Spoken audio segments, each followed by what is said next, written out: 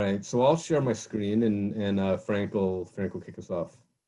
Yeah, and I'm going to just go through some of the initial slides very quickly because you all know the project team, but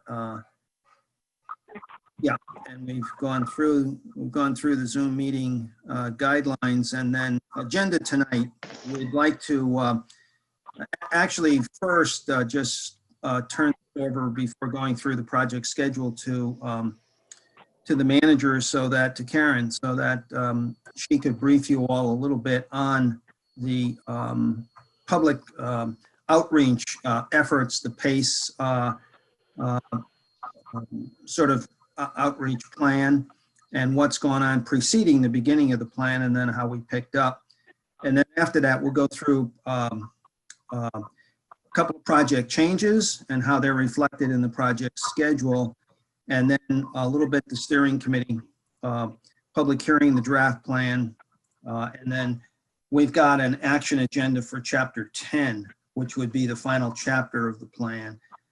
We did want to discuss, just so you know, a little bit the implications of the plan recommendations in terms of zoning, because we did we've done a build out analysis that Sylvia's headed up in our office, which will appear in the EIS. And then we just will wrap up with other items for discussion. So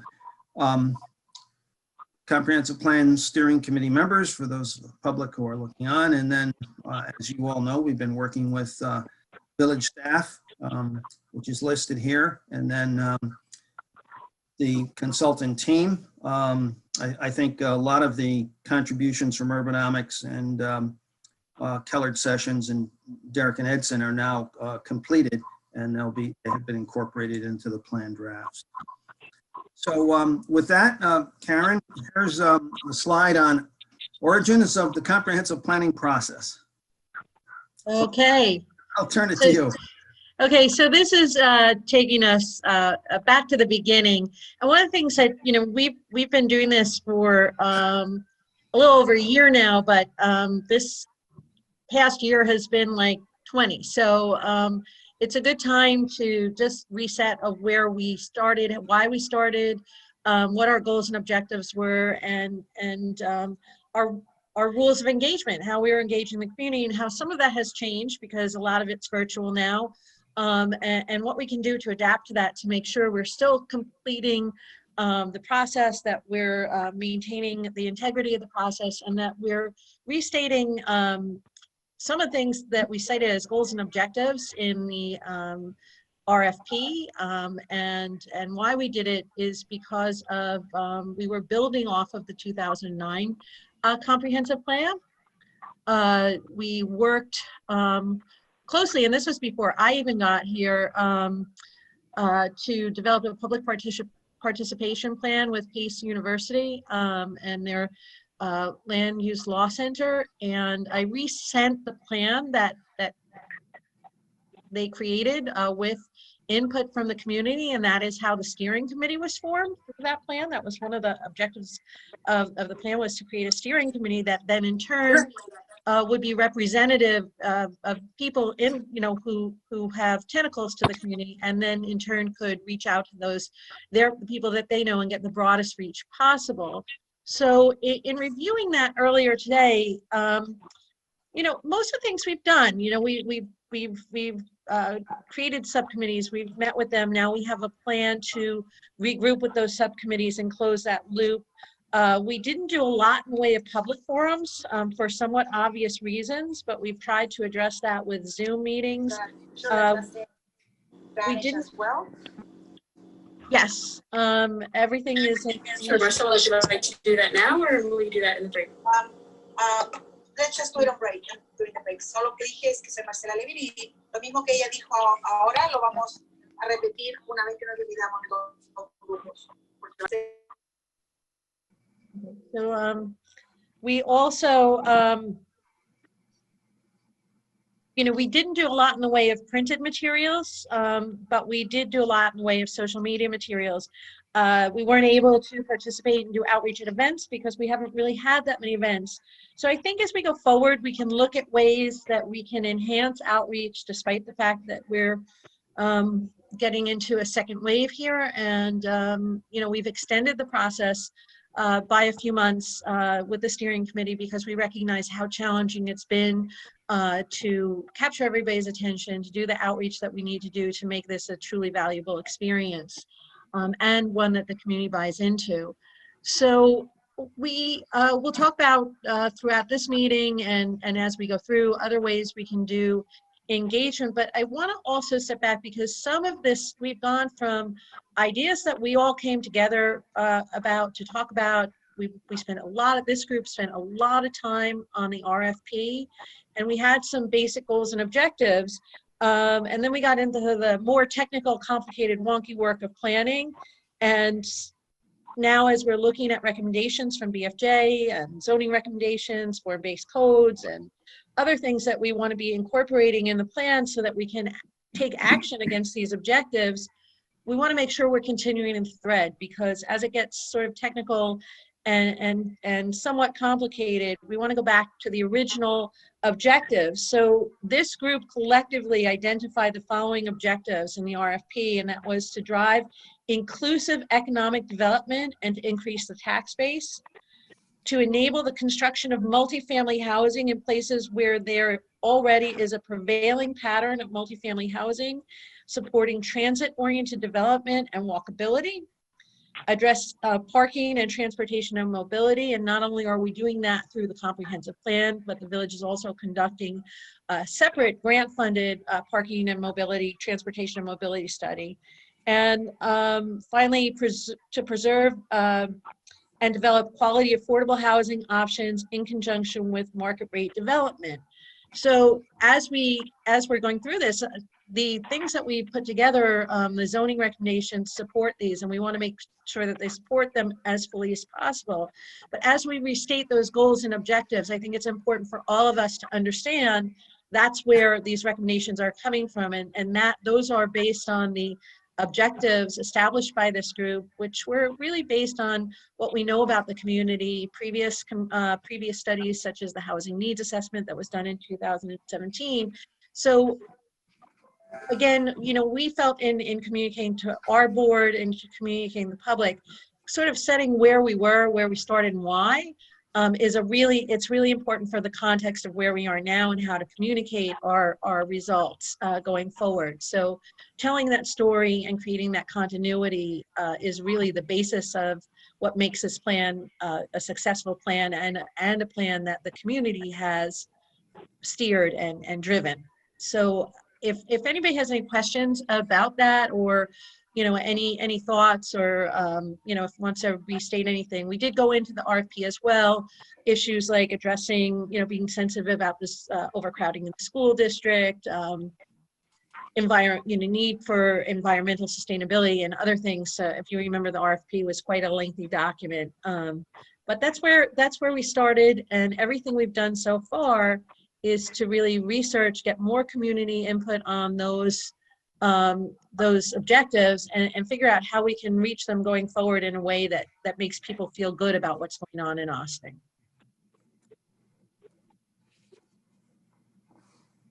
Thank you, Karen. One thing that I would like to add to what you said is that from our last conversation with respect to what we want this extended period of time to be public engagement, wanting to have really focused outcomes. Specifically, if we were to go to the public and say, we're looking for comments and not have it be specific, then we can expect to either not get a lot of comments or get comments that are generally unhelpful. And so instead of doing it to say that we did it, which is not what I think we're doing, we're actually wanting to get substantive feedback from folks, saying, here are specific chapters that we have. We'd love your feedback on these chapters, or these chapters include questions about XYZ. We love your feedback there. So we as a committee, I think some of the work that the study hall and the readers have pulled out specific questions. I think the more specific we can be about the kind of feedback we're looking to get, the better off we will be. In general, I think that getting the word out there that we're doing this work is good, but in order for it to be maximally helpful, we need it to be specific.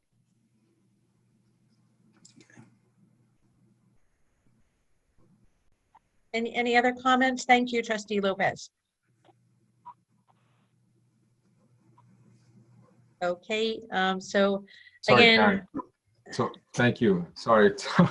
I guess part of I know you guys had an internal meeting or a meeting last week. So in a way, I would like to get a little bit more feedback and what was the discussion and now on just the highlight points of those.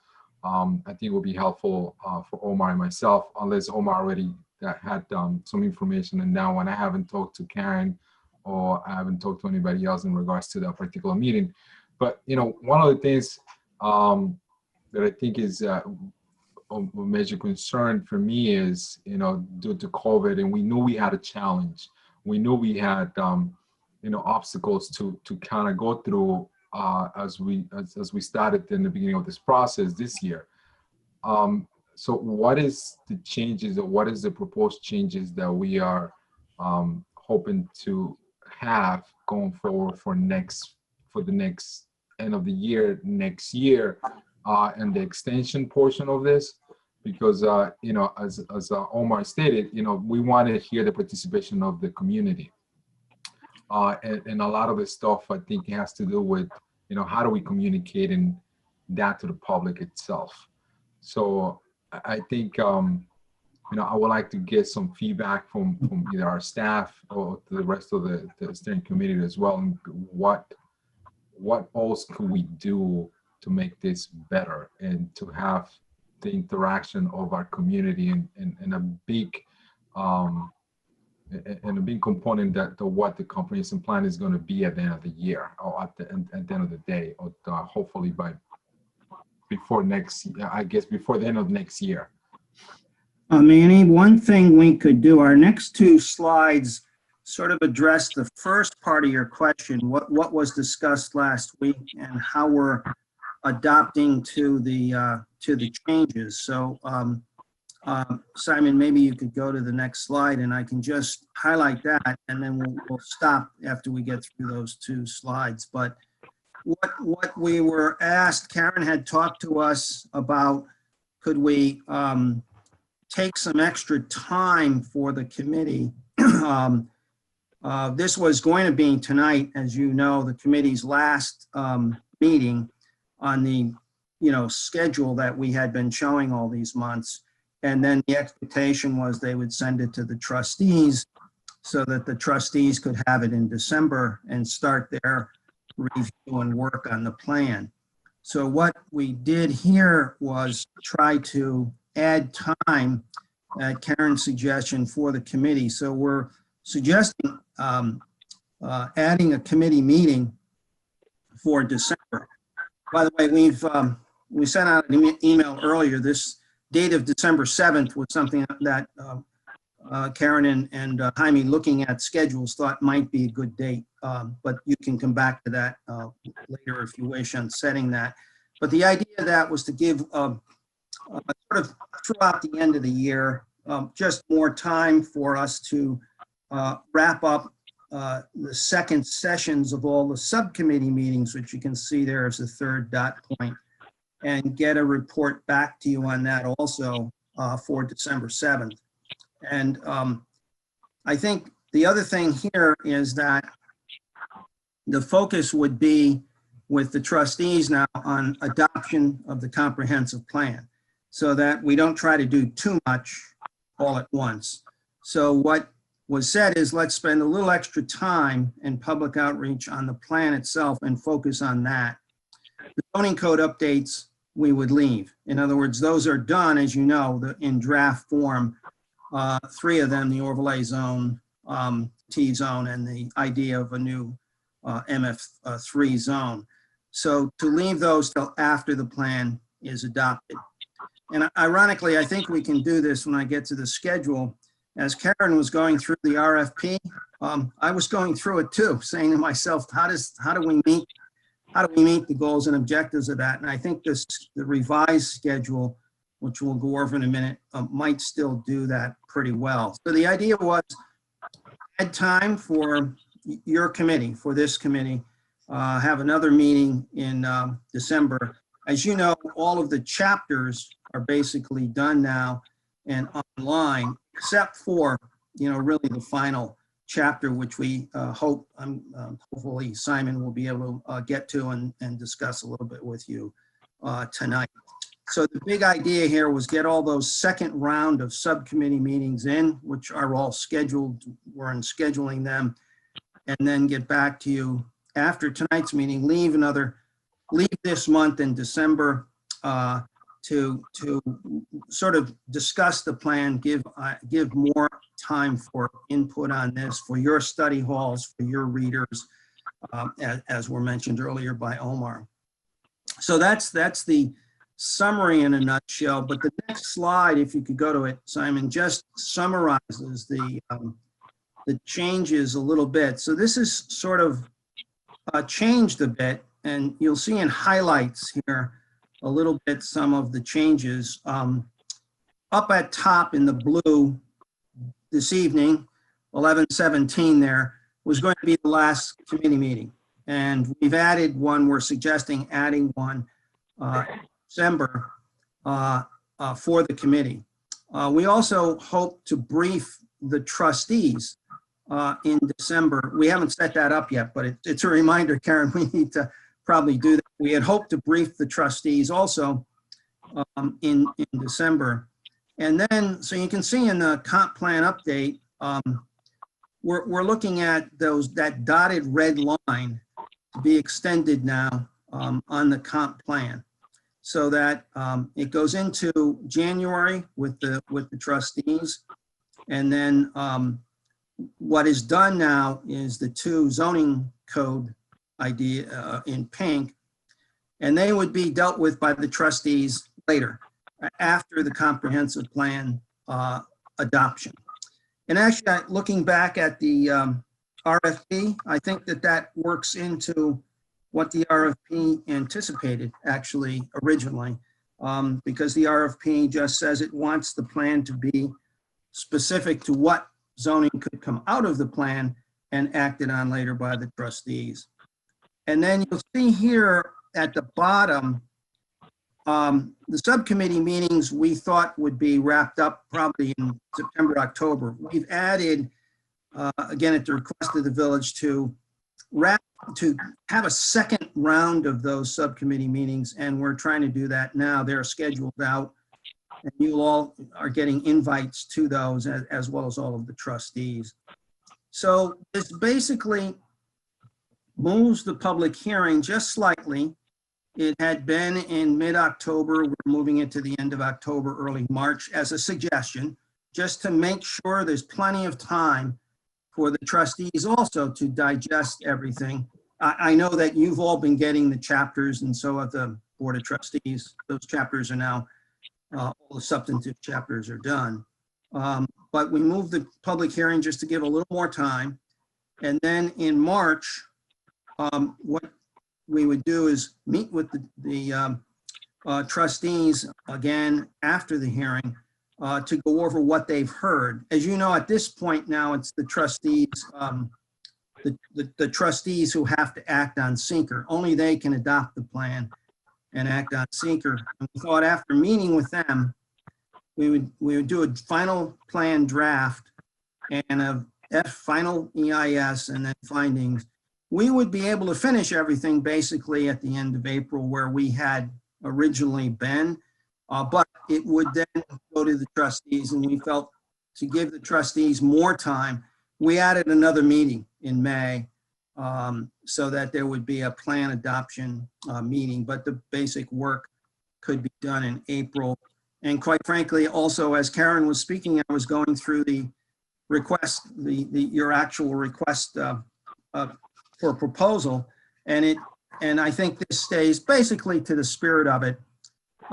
We started last March, and we would be finished, not this March, but probably this May, And the RFP said, it is anticipated that the project will be completed within 12 months. So we'll be a little bit longer, maybe 14 months, but I think we can still stay, within a good time frame so that, planning fatigue doesn't set in. And, in the 13th month, you don't forget what was, said in the 3rd month. So that's the overall schedule change that had been suggested to us, and then we tried to put that into the schedule, Manny. So at this point, maybe I should stop and just see if you wanted to talk about that or comments on it, or. I do, and I'm not sure if Omar may have some comments in here. So this is my concern. Last time that you guys came in front of the village board and a legislative session, one of the biggest takes that was out of that meeting was who was making these recommendations, sure? Who's telling us or this group, this is what we want to see. These are the changes that we want to see. This is, who's making the MF3 proposals? Who are those people? So, when I'm looking at this schedule, we are extending November, December, and January meetings to have a second round of meetings with the subcommittees itself. We know we're in a holiday season. So really, to me, is like, is that on you guys' end? Is that something that is going to be doable to schedule all these meetings with all the subcommittees that was done previously? And what is the yes? The brief message, Manny, is yes. They've been scheduled. Okay. The brief answer to that is yes. Okay. So Manny, now, we just to regroup, we just established the dates. Most of them will take place the first week in December. As soon as we have those dates confirmed, the BOT will get those dates as well. okay. But all of that work is going to be done pretty much the first week in September. All right. So that to me is helpful. So that's one of the phases, sure. Now, how much of the public engagement are we going to be getting on these months? Pretty much, I'm going to talk about literally, it will be just December, because in January, we only have two occasions to meet. So, December being a short month, to get the public participation on this, to get more feedback, I'm not sure if that is even doable or not. So those are, unless you guys figure that out, I mean, those are my concerns on the timeline right now. Is if we have not been successful on this past few months prior to this to get more feedback from the public, I'm not sure if we're going to get anything done, as much as we would like to have done on December. And I think keep in mind, and that will be on our end. We are going to have a new person joining the village board. So, but again, that's on our end. So that's something that maybe some, on our end, we will be focused on additional information that may require to have the new trustee updated into what is going on, and not come back and start from zero. Also, on this board, we're going to have at least one change as well by the end of the year. So most likely we're going to have somebody new on the steering committee as well. So, all these dynamics, I have some, at least I have some concern in what the public engagement is going to look like. Yeah, okay. I think, Manny, you raised a couple, 3 or 4 different things there, but one I could reiterate. You mentioned briefly the zoning. Where did the ideas for that come from? They did, as I think Omar said at the last meeting. I was just reviewing again the request for proposal. That's where the form-based code came from, and the T-zone. Those were in. Yeah, I'm not, Frank. I'm not questioning that portion. When I'm questioning, I don't want to go back to the meeting and the steering committee members that did not watch the meeting where you came in about, I want to say 3 weeks ago. You know, you guys should watch it. But one of the questions was, obviously, what is an MF3 and what does that look like? And who asked for that MF3? Why are we asking to have parking in a T-zone on the front of your property? You know, what are the setbacks? So, you know, again, so those questions, you know, I'm sure there's going to be asked again. So I want to make sure we are ready to answer those questions when the public, you know, if we get any feedback from the public as well. Trustee Quesada, I just, you know, before we get too far into that, one of the other things that we're doing is really disaggregating the zoning recommendations. So it's not that anybody, I don't know that anybody involved in this would even know to ask for an MF3 zone, because I doubt very many people know what it is. The zoning recommendations, which were happening in parallel with our comp plan subcommittee, were responsive to the objectives set forth by the committee that were informed by the community and the committee, and then also by discussions of the subcommittees. However, because that did become very confusing, we're looking to disaggregate the zoning recommendations and really focus on the input. So then really look at the zoning recommendations made thus far and fine tune them. So I don't think that the way we're setting it up going forward, we're going to be focusing in as much on those end recommendations in, you know, as we go through this process. So, you know, I just want to set that was another consideration, because there are lots of ways to do things. A lot of times a comprehensive plan zoning is done as a follow-up to the plan. We were working in tandem. It's not that you can't do that, but it was getting a little bit confusing, and we were going very quickly too. So I don't know if Frank and Simon, you want to add anything to that? No, before you answer. Oh, I'm sorry. Go ahead.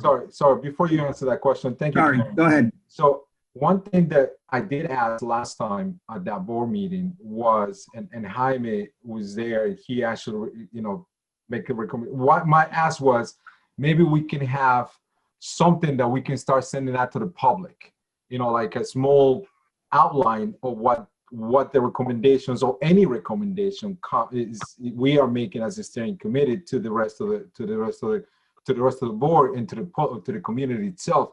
And Jaime mentioned red code, I want to say. So have you guys been working on something? What does that look like? And are we not doing anything at all? Yeah, Manny, let me defer to Jaime on that, but let me pick up where Karen left off so that we're all clear on the zoning. You made some very good points on the MF3, on parking, those things. I think the idea that we were given in our discussions was, let's, as Karen said, disaggregate the zoning. In other words, let's allow the committee and the trustees to concentrate now on getting one thing done, the comp plan, and do not do the zoning now. In other words, focus on the comp plan alone and bring that through the trustee process, the committee process, and then the trustee process, and then put that up for adoption so that you know, a product does get done within about a year. It'll be a little bit longer. The RFP expected to finish in April. It'll probably be May. And to allow you, the committee, and then the trustees to focus just on the plan so that the outreach can be on the plan and the handouts on the plan, and you don't have to worry about the zoning. So after the plan is adopted, you could then, as a body of trustees, over next summer or into the fall, you could consider the zoning, changes in it, and however you want to draft the zoning. So that's the plan now. It gives you more time to just Frank, I think we have to, I don't think that's quite what we were talking about, but why don't we just go through the presentation and then, because I don't think that we want to necessarily wait, that we still want the zoning tied to this. So if that wasn't clear, like this, but I think that we need to, the issue is, and I want to be crystal clear on this, we have objectives that we need to address. Most of the ways that we're going to address those objectives that were laid out, a good portion of that is zoning. But there's other elements and there's nuances to that too. And we really have to get through that portion. But the zoning is important and part of the scope of work of what we're talking about. So I don't necessarily think and you know that we want to then leave that, because then you have a plan that, you know, we need this plan to be actionable. The reality is the planning process is a time-consuming, complicated issue. And maybe we, you know, maybe I don't want to speak for everybody, maybe we do decide to wait on the zoning, but we really want to make sure we have the input to make recommendations that make sense and then are tied into those goals and objectives that were informed by the public. Yes, and I think doing it that way, Karen, just does meet the RFP. Item 4 of the RFP, it says the comp plan update should be written to flow directly into the zoning update process. And I think we have done the drafts of the zoning, and they could follow that process right immediately. However you would, you know. I do want to real quickly just mention this.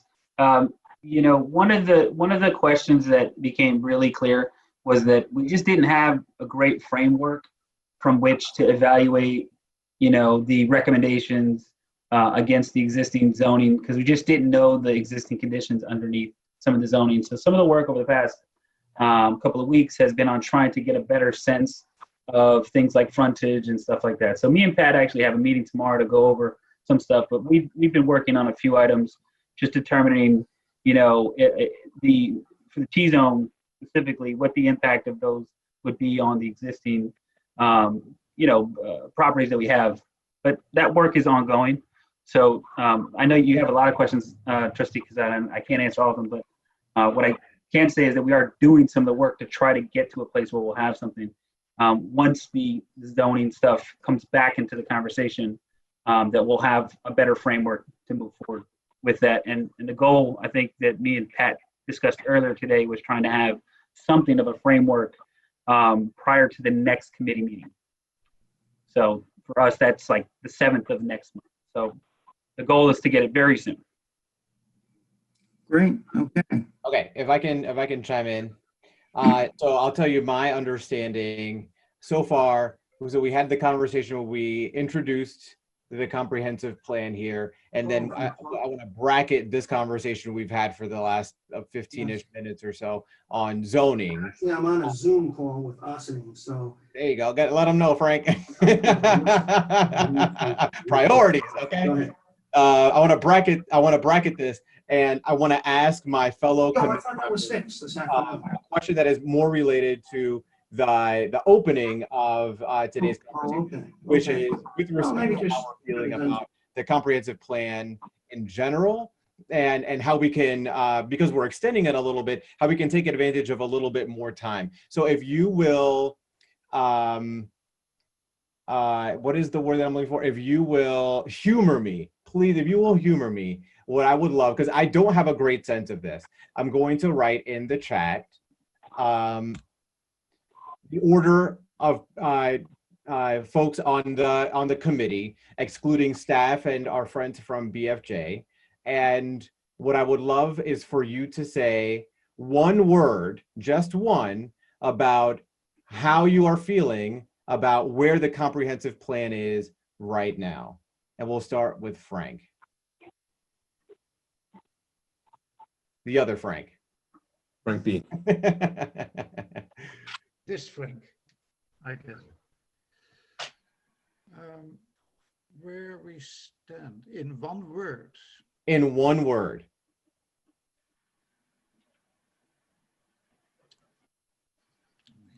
Go.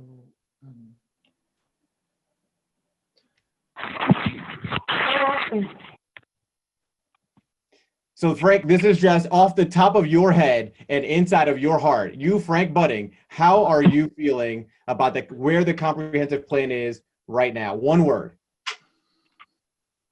Add in here or about the process. Can you clarify that for me?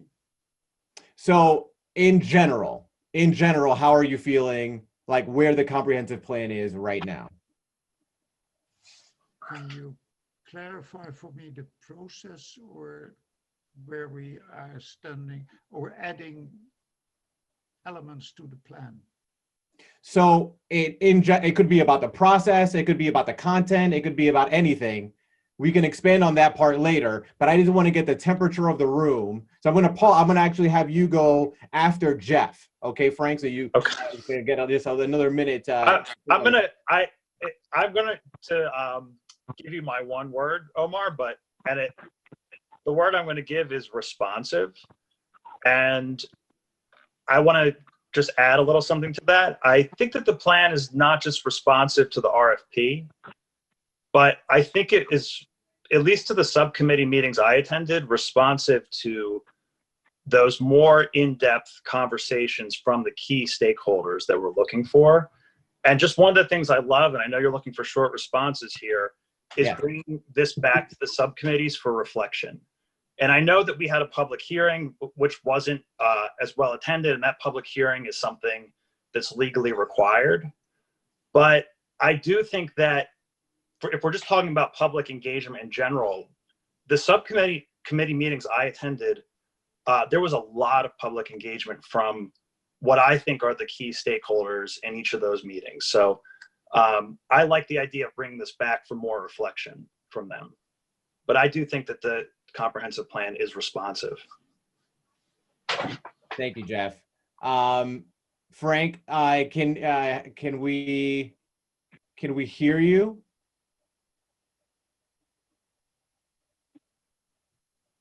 I don't have sound from Frank, no. We may have some audio. I think we lost Frank. And we did. Well, he's here. I can see him talking, but I can't hear him. Ryan. All right, you keep working on that, Frank. Melissa, what's your one word? So my one word about how I feel about where we are at this point is what you're asking? Yes. It's pretty clever to ask for one word because I certainly would have more to put it into context. Right. I'm just trying to get the one. I would say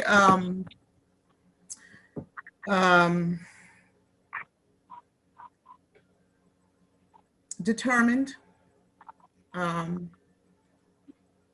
So I'll leave it at that with my one word. We Sure. can unpack that later. If you want to give a sentence or something, just to say why, feel free. Feel free. Jeff did it. You're more than welcome. Determined because despite all of the complexities that we found ourselves in, given COVID and everything, and our understanding of how things are shifting, and our desire to be responsive, as someone said, to our commitments as a committee, and also the input from the public, which I personally feel is a very important part of this process. So determined to make sure we do our best, to make sure all stakeholders and people affected have some type of understanding of what we're doing and input if they feel the need to do that. Thank you. Pat.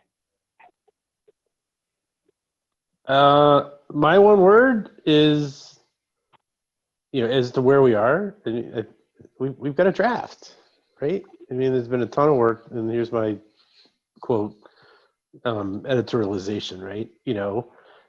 There's been a ton of work. I joined a little bit after, I think, many folks here. There's a ton of work done up front in terms of identifying what needed to be done. I agree with Melissa in terms of there's been a Herculean effort to try and get input in like ridiculously complicated times, and we're going to try and continue to get more input by extending the timeline. And I haven't gone through the new kind of consolidated version just yet, but having gone through each of the chapters individually, I think there's a ton of good stuff in there, right? And it's a good solid draft that needs to be kind of tweaked and modified a bit, right? To make sure that it kind of fully reflects the committee's input, and and I think circling back to the subcommittees to make sure that it reflects their input, is the right way to do that modification. So Thank you, Pat. Ro. Are you with us, Ro? I see Ro is, oh, he lost his mic. Here we go. Complicated. I'm pretty engaged in our village and get many intricacies. Much of it is still over my head, and I'm sure others too. And I would like us to engage the public as much as we can in layman terms. I don't want to scare people away from the process by making it too difficult to follow what we are doing and why. Thank you, Ro. Manny. Really don't want to ask me that question. You can pass if you wish, Trustee Casada, Yeah, but I want to give you the opportunity, like the rest, to give your word. Well, I think it's a challenge. You know, I think it's a little bit of what Melissa said. I think it's a challenge for me to go through these times. You know, but it's a challenge, definitely. Thank you. And my word, because we don't have Pat yet, I don't think. I mean, Frank. I don't think we have Frank back. I think is Sheila on? Sheila might have dialed in. Oh, Sheila. Sheila. Yeah, I'm here. I'm here. Yeah, hit us with your word, Sheila. Up until this point, I don't believe everything that we need to bring to the plan hasn't been submitted yet, but I would like to think that it's resourceful. I don't know. That's my one word at this point.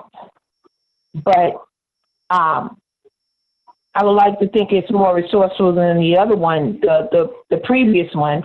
But that's what I have at this moment. Thank you, Sheila. And Frank Budding. Yes, can you hear me now? Yes.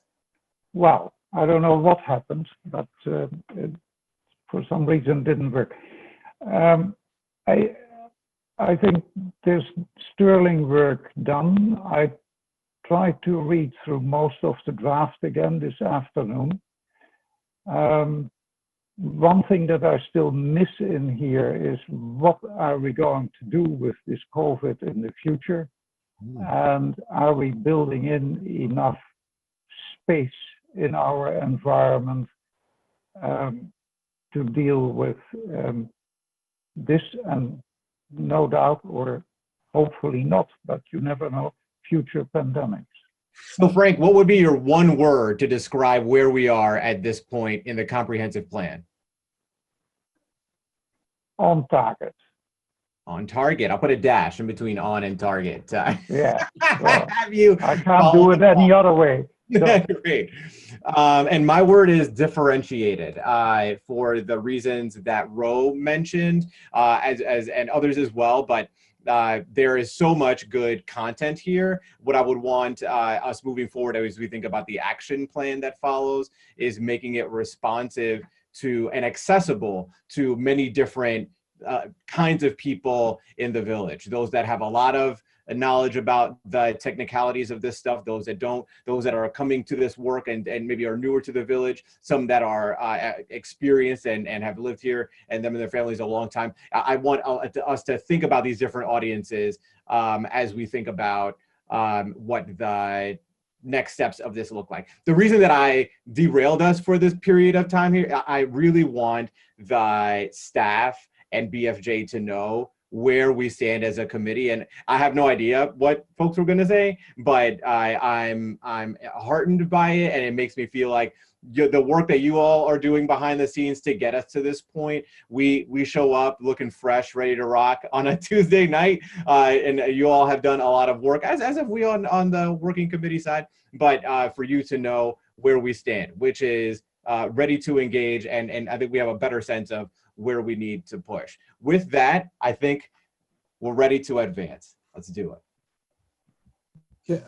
Frank Fish, you're on mute, but before, as you're unmuting yourself, I was just going to make a suggestion, which might be a way that we can sort of bridge sort of where we are in the process to where we're going next. You know, each of the chapters that we've got drafts of right now, they're broken up into different sections, and really the key section in each of the chapters is the objectives and strategies. It's the last bit of the chapter. That's what the plan's saying that you ought to do, right? The rest of it's important too, because it's telling the story about why those objectives and strategies are there. But that last bit of each chapter is really the meat of it.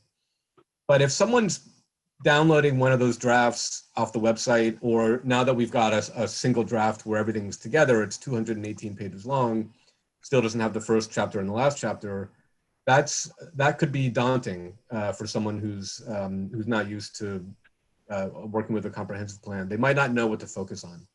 So one thing that we might be able to do, this might be helpful for you guys too. I know you're all reading the drafts, but just to focus in on that bit, is we can pull that last section of each chapter out, the objectives and strategies, and just make a separate document. It's not going to be 1 page, it might be 25 pages, but at least it's not going to be over 200.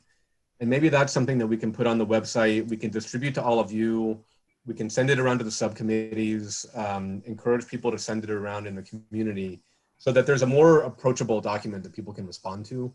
Some folks will still read the whole draft, we hope they do, but maybe if we just excerpt that one bit, it might be something that's easier for people to dig their teeth into. What do folks think about that?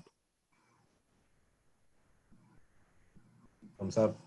Actually, Simon, if I may, why don't we go a few more slides so that they see where we're also dealing with that in chapter 10 a little bit, and then come back and get some ideas. Sure. So if you could go to the next slide, I think it'd be good. Just where we are, I think you all know, we have done in blue now, just as Simon just mentioned, the sort of guts of the plan, if you will, the 9 chapters where we got an outline of the introduction. We usually don't write the introduction because it sometimes can be almost an executive summary until the end. And then we've got for your discussion tonight, sort of that final chapter, which usually has in it a future land use plan, which we'll show you tonight. And then sort of an action agenda in the sense of what are the key actions to undertake that the other chapters have recommended. So this is the summary right here, chapter 10, and it has the action agenda in it. And that's something we thought, you could discuss also tonight, but then also, that's why we thought the meeting in December would be good, so that, this final action agenda, the final policies and the implementation of the plan would be something you could spend some time on at the December meeting. So as someone said, basically the draft is done, but we're at the point now where the key, key action agenda would be the final chapter in the plan. And then I think Simon, the next slide just goes into your steering committee drafts now. We have updated, we heard things at the public hearing as you did, and we've updated the waterfront chapter a little bit. So those sea level rise projections are now there. And we've also included, an explanation of them, and then put the entirety of them from Columbia University into an appendix to that chapter. So that's been sent out to everyone. And then in the downtown and economic development, there was a comment made at the public hearing on gateways. Actually, a couple of different people made that comment. So we've introduced that subsection on gateways to the village. And then again, on sustainable infrastructure, several people mentioned there ought to be a subsection on natural resources, wetlands, stream protection, sorry. So we've added that into sustainable infrastructure as a subsection. And what I thought particularly, someone mentioned, I thought it was an extremely good idea, strategy under the housing and neighborhood preservation, strategy to encourage low-income home ownership. So the major points we heard at your public hearing, we've tried now to get into the various chapters which we've sent to you. And then those, I think, are in a good place now where you could just examine them, talk about them, think about them a bit more. And then, Simon, the next slide, I think, just goes into the idea of what we would put just in the introductory chapter. You know, we go through what is a comp plan, the organization of this plan, you know, sort of the planning process we went through to get, you know, an adopted plan, the community engagement, and then, as Simon mentioned, sort of a little summary of the planning goals up front. The reason we can't write this chapter is that, or we can't write all of it yet, we're starting on it, is to solidify, as Simon mentioned, those planning goals with you. So with that, I'm going to turn it, Simon, the next slide, I believe, I want to turn over to you on those goals.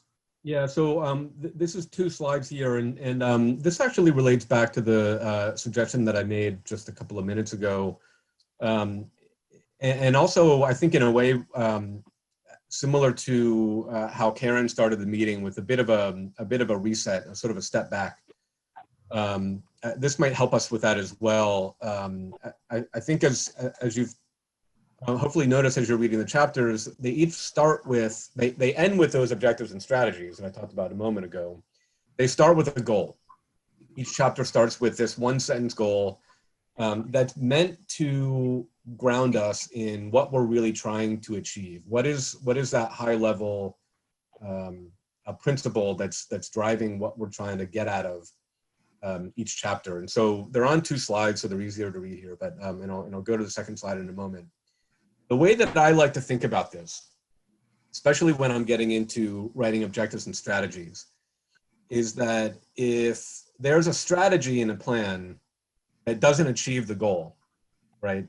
Either the goal's missing something or the strategy's maybe out of place. Maybe the strategy is not such a high priority. So the goal is a way for us to stay focused. And so these goals ought to have come from, you know, either where we started, early conversations with the village, what was in the RFP that got us interested in working with all of you to begin with, our conversations with the steering committee, what we've heard from the subcommittees, what folks have said in the different online outreach tools that we've done, responses at the public hearing. And so it's worth taking a step back for all of us. You know, maybe when you look back through the plan again, maybe start with these. I'll jump to the next slide here. And take a look back at these goals that are in each chapter and think to yourself, is this on track? Is this missing something that we should be trying to achieve in each of these chapters? So that's one way of resetting ourselves and making sure that that the chapters themselves are on target. We often, you know, again, these are in each of the chapters, but we often replicate them in that introductory chapter because if the chapter does serve as a bit of an executive summary, as Frank said, this is a way for someone to take that intro chapter, which might be 10 pages long, 15 pages long, and understand what the plan is about without reading all 218 pages, right?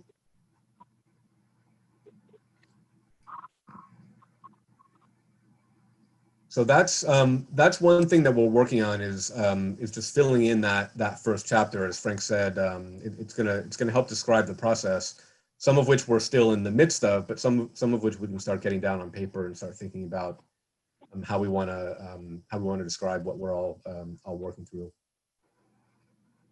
The other one, Frank, if you want me to just keep going here. Yes, no, I think you should go ahead and do the future land use plan, and then Sylvia can do the, you know, what the implementation of this means in terms of the EIS. Yeah, so the other one that Frank mentioned before is this last chapter, the action agenda and implementation.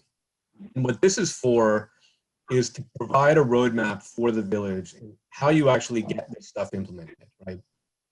It's one thing that we thought was missing in your 2009 plan. There are a lot of great ideas in there, and then it just ends after chapter 9, I think. And there isn't anything that lays out, all right, what happens next? And it's something that we like to include in a comprehensive plan.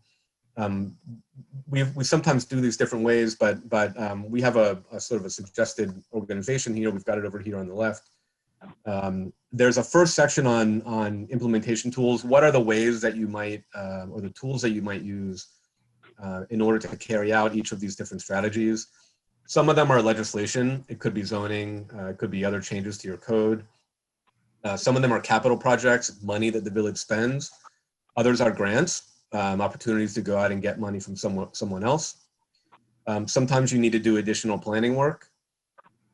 Sometimes you need to partner with a nonprofit in the community, or advocate to a state agency like New York State DOT. So that's a different, partnership or an advocacy position is different, of course, than legislation that the village can pass. So we start by laying out these different tools that you can use to implement the plan. The next thing is what's called a future land use plan. I'm showing it here on the right. It's on the next slide as well, and I've zoomed in a little bit, so we can look at the details in a moment. But what the future land use plan is it's meant to provide a visual way of understanding what the expected future land use patterns are going to be in different parts of the village. It's generalized, it's not parcel by parcel, and it's not the regulation itself, right? Your zoning code is your land use regulation, but the future land use plan is a way to visualize, what the plan is indicating, what the comprehensive plan is indicating for different parts of the village. And I'll talk about it in more detail in just a moment. And the last item is the action agenda, and that's 2 slides down. So I'll talk about that more in a moment as well. It's a matrix of all the objectives and strategies with some specific direction on how they can each be achieved and how the village can move forward. Okay, so a little bit more depth on the future land use plan. You can see the legend down here in the bottom right. I've just replicated it here on the left so it's easier to see with a little bit more detail.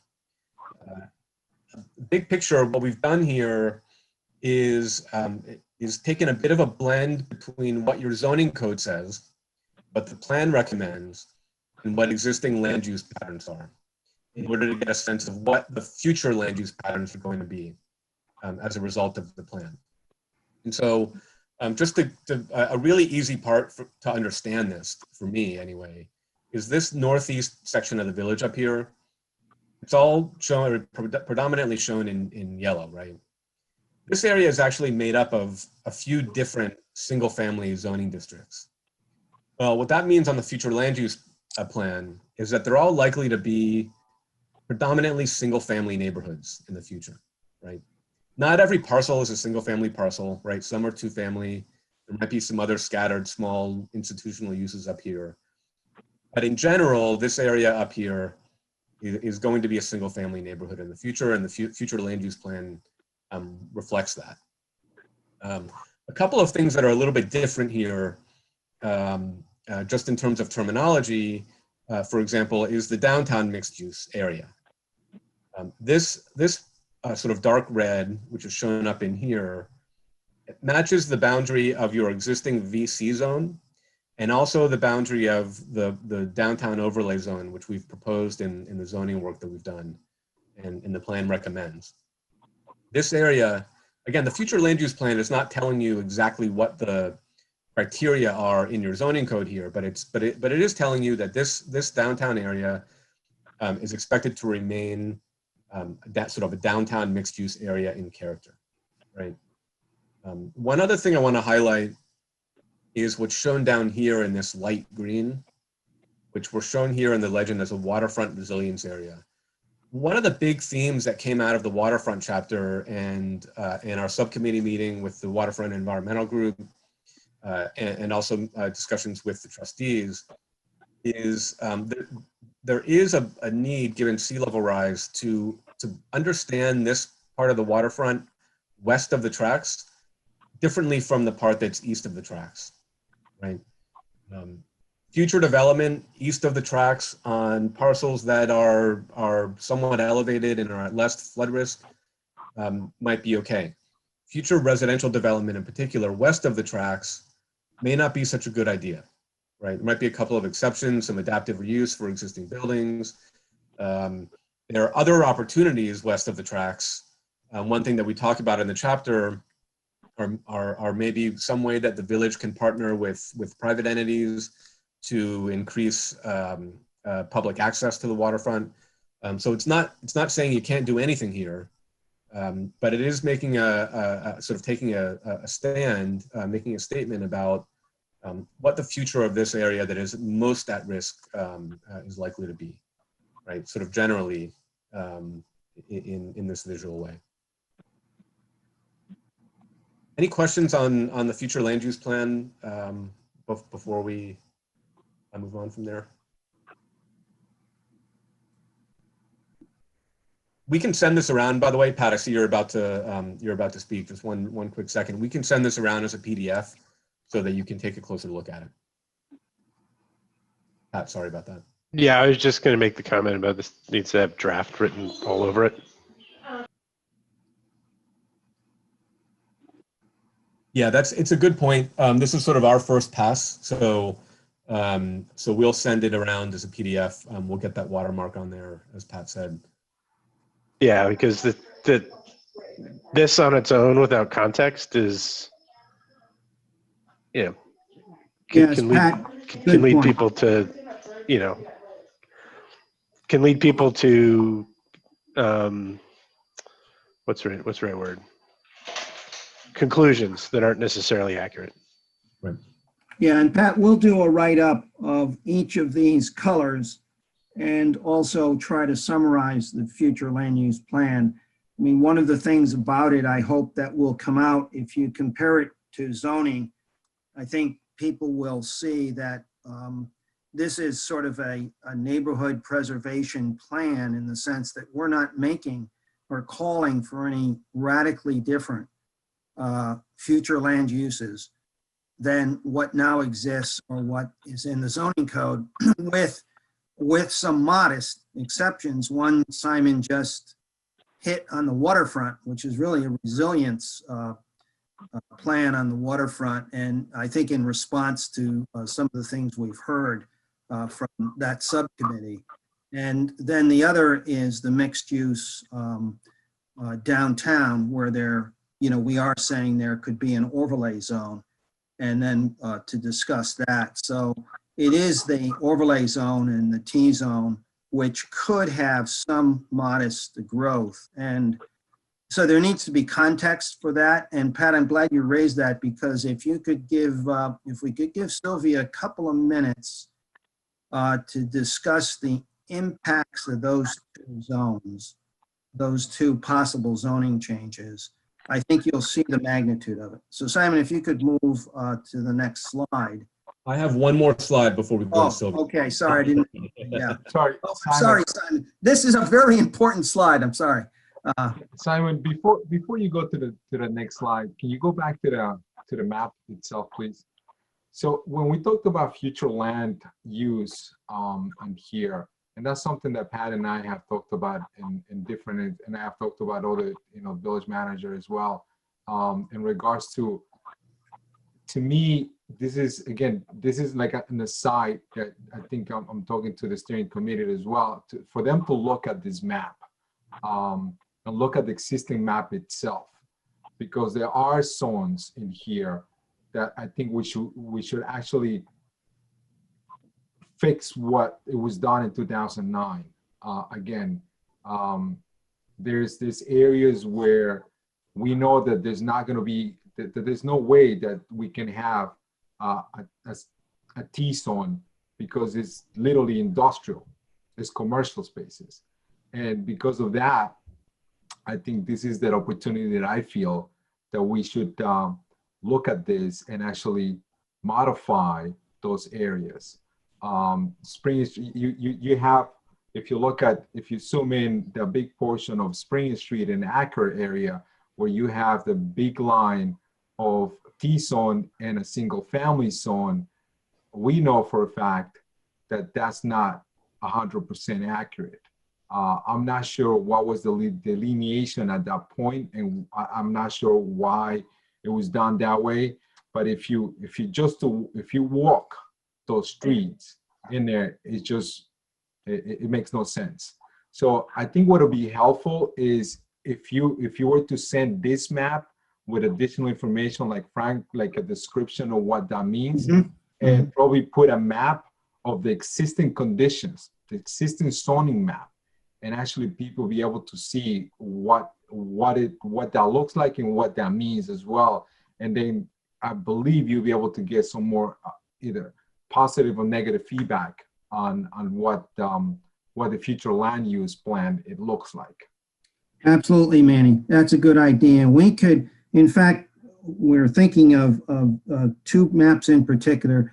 If we sent you three maps, this one, the future zoning map, which you see now, but I think you need to be able to see it, and then compare it to your existing zoning map, and also then to your existing land use map, that would give you two good maps to compare it to and good tools to work with.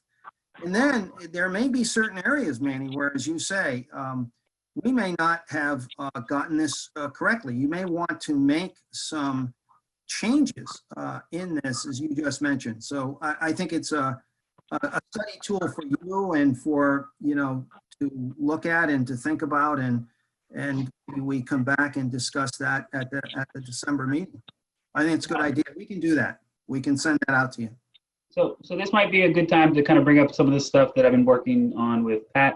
So the analysis that we have so far is that we know the age of all the buildings in every parcel in the village, or almost all the parcels in the village. We have now the frontage for every single parcel in the T zone and in the S75 zone. We have the lot size of all of those parcels. And we have all that information down to the parcel level, so we can split it out by sort of zone within the zone, right? So you have multiple sort of iterations of the T zone, and we can split it up that way. And that was kind of the idea of doing that research was sort of in response to some of your comments, Trustee Quezada, regarding Hunter Street specifically, saying, well, that got changed over from a different zone to the T zone. It doesn't work over there. And it seemed like it might provide some useful underlying information to help justify any changes to a different zone that might be more appropriate. So I wanted to check in and make sure that we're going down the right path there, Trustee Quezada, and if there's any other kind of information you'd like us to aggregate to help educate any future recommendations that go into the zoning. I know we don't want to spend too much time talking about zoning, but they want to check and make sure that's fine. Yeah, the three of us can have an internal discussion on that. I mean, I know Pat and I had internal discussions a couple of weeks back in what that looks like. But again, I want to make sure that this is not this is a group effort and not just an isolated instance. So I pretty much I'm asking the steering committee to look at this as well. I think it has to come from us and not just from just few of us. I think as given that opportunity for people to look at it and get the feedback from that and bring that to the board as well. I agree. I don't want this to be an isolated making decision, obviously. And let me jump in there on that. And I think I agree with you there, right? And because I think, running through running through 1,500 parcels and pivot tables and stuff to come up with data is not something that I think everybody needs to watch, right? So, but the output of it and what, and talking about implications and talking about, what does that potentially mean in context of what the group is talking about is absolutely the right conversation, I think, to have with everybody. And I think that's the intent. Yeah. So. The other thing, Pat, I should mention, we should have mentioned at the beginning, this is not meant to be a parcel by parcel map. This is really a generalized future land use plan, so that it's, you know, it's not meant to be, as Simon mentioned, the northeast quadrant.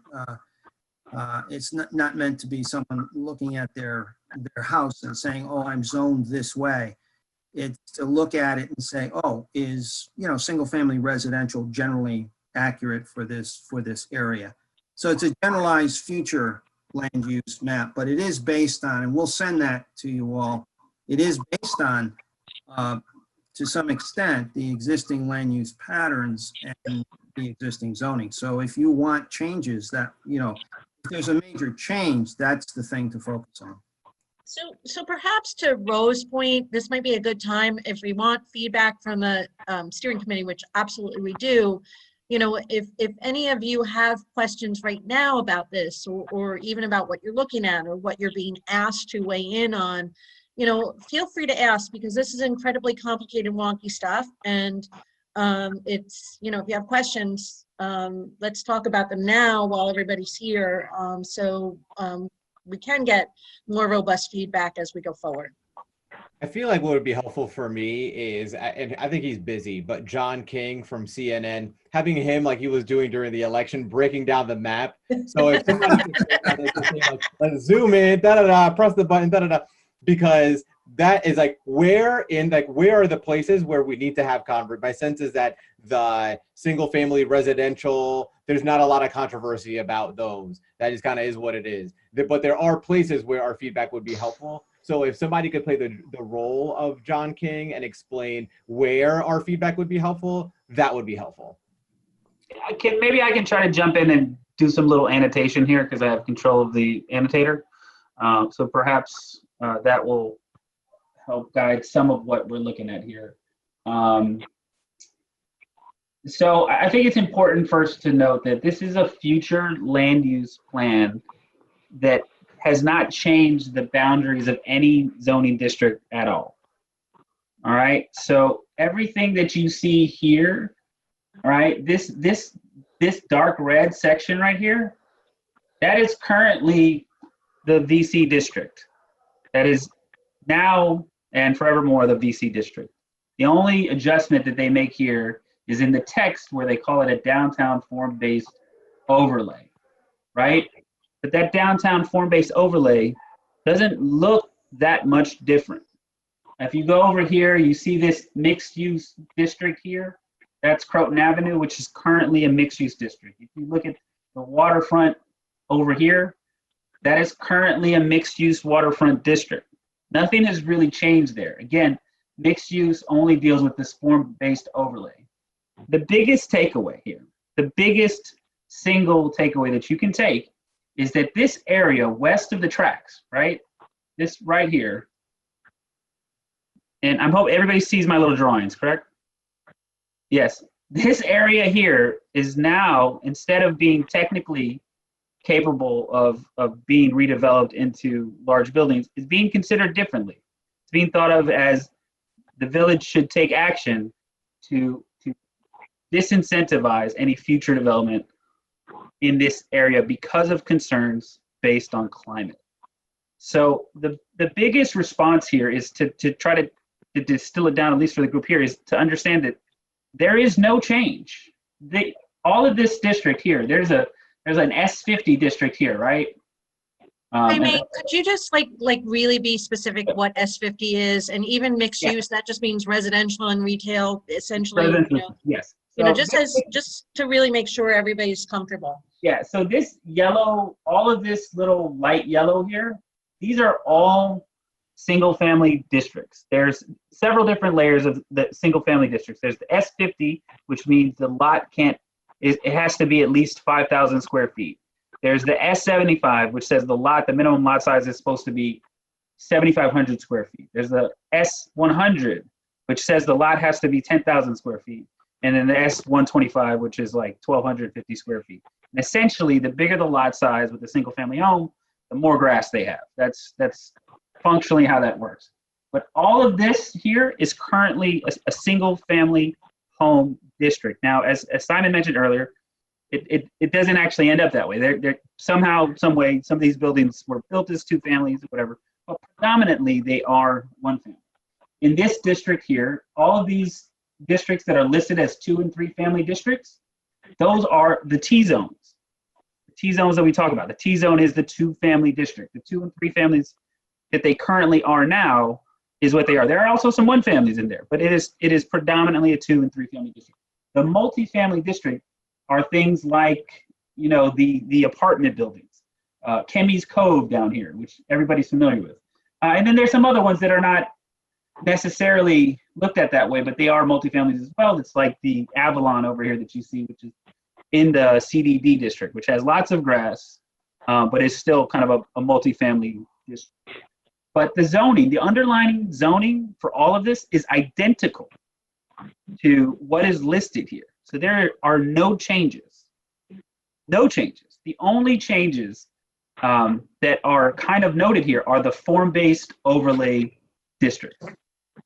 There is no changes. So I think that Trustee Quesada, your discussion about perhaps we should change it. Perhaps even though it's currently listed as a 2-family or 3-family district is incorrect, that it should be changed to a multifamily district, or it should be changed to a 1-family district, or however the changes that the board determines is the proper one is right. But the biggest thing you should be able to take away from this, I think that's why it would be helpful to have the existing zoning, you know, and have the existing land use and understand all that. But the land use is kind of weird. A parcel by parcel land use talks about each individual parcel. And in a 2-family district, you'll have a 1-family next to a 6-family next to a 3-family.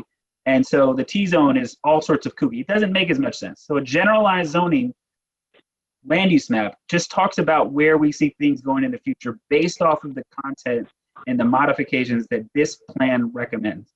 And as of right now, this plan does not recommend any major rezonings. Now, let's say, for instance, somebody said, hey, I like this T-zone here. I want to turn it into a multifamily district. Then this color would change to that darker orange color. But that has not been recommended by anybody in the public, and that has not been reflected in anything that has been proposed in the plan at this point. The other thing that you could say is that you have this 2-3 family zone, and you could infer from that that's taking a 2-family zone and turning it into a 3-family zone by some of the modifications to the T-zone. But again, those are decisions that are part of the zoning process that would come in a recommendation down the road, and really are only going to be made as a recommendation if the Board of Trustees thinks that that's the right recommendation to make. If the Board of Trustees is totally opposed to that, because the Board of Trustees is the body that will make the determination on any new zoning, then it won't be that. So this is the safe way to put it is a 2-3 family residential zone, the current T-zone, and that is because it is currently functionally a zone with a lot of parcels in it that are 2 and 3 families, regardless of what the underlying zone is. That's just how. So just to check my understanding, I've seen the map, the zoning map that has all those letters, T, MF, I don't know if it has a map, SF, all this stuff, right? And so the suggestion is to instead use this colorful map to show our land use. Is that right? Not exactly. But am I wrong? But you're on the right. But you're sort of on the right. You're on the right track. It's a little bit more generalized than that. It's not exactly what your zoning is. And I'm going to go back to this. If I could find my laser pointer again. I'm going to go back to this area up here again to make the point, because I think it's a useful example. I wonder if I can zoom in here at all. Yeah. I don't know if that's that helpful. But if you look at this area, it's all in yellow right now. It's all showing as single family, but it's not all one zoning district. There's 4 different single family zoning districts up here. But for the purposes of the future land use plan, they're all going to continue to be, generally single family neighborhoods in the future.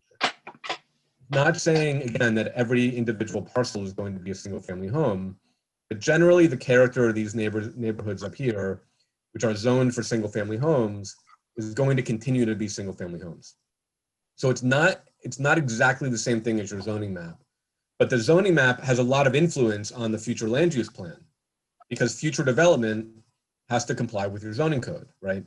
So if someone were to take a single family zoning district and rezone it as a multifamily zoning district, then the future land use plan would reflect that, because future development there would comply with that new zoning. Now, as Jaime said, we're not recommending that. So, and Frank made the point as well, generally, this future land use plan, it is consistent with, with what is on the ground, and also what your zoning says. There are some zoning recommendations in the plan, but they're not dramatically changing the character of the downtown, for example. Your downtown is already your downtown, and it's a mixed-use district. So the zoning changes there are not overhauling the character. It has some more nuanced changes. Is that, Omar, does that help clarify a little bit? So the zoning maps that I've seen in the past with all those letters, and it was black and white, that still exists. Yes. This thing is a new thing that we're using for the comprehensive plan to show what some of the land use, and I won't use the word zoning, but land use changes we're thinking about making, like we mentioned the MF zone or the overlay, for all the reasons that Jaime explained, with the waterfront and all of that. Yes, Omar, and if you Right? see something, yes, and if you see something on this map, as you examine it, and we'll take Manny's advice and also send you that zoning map so that you can compare it and the existing land use map. If you feel that, gee, there is an area here other than the waterfront, or maybe the waterfront differently, but we've made a change on the waterfront that someone described. But if there's some other area of the village that, you feel should be changed from what it is, then I think you ought to bring it up to the committee, or eventually to your fellow trustees. We have, as we've said, what this is a blend between zoning. So this is not a zoning map, because as Simon described, the single family residential category here includes 4 different zones.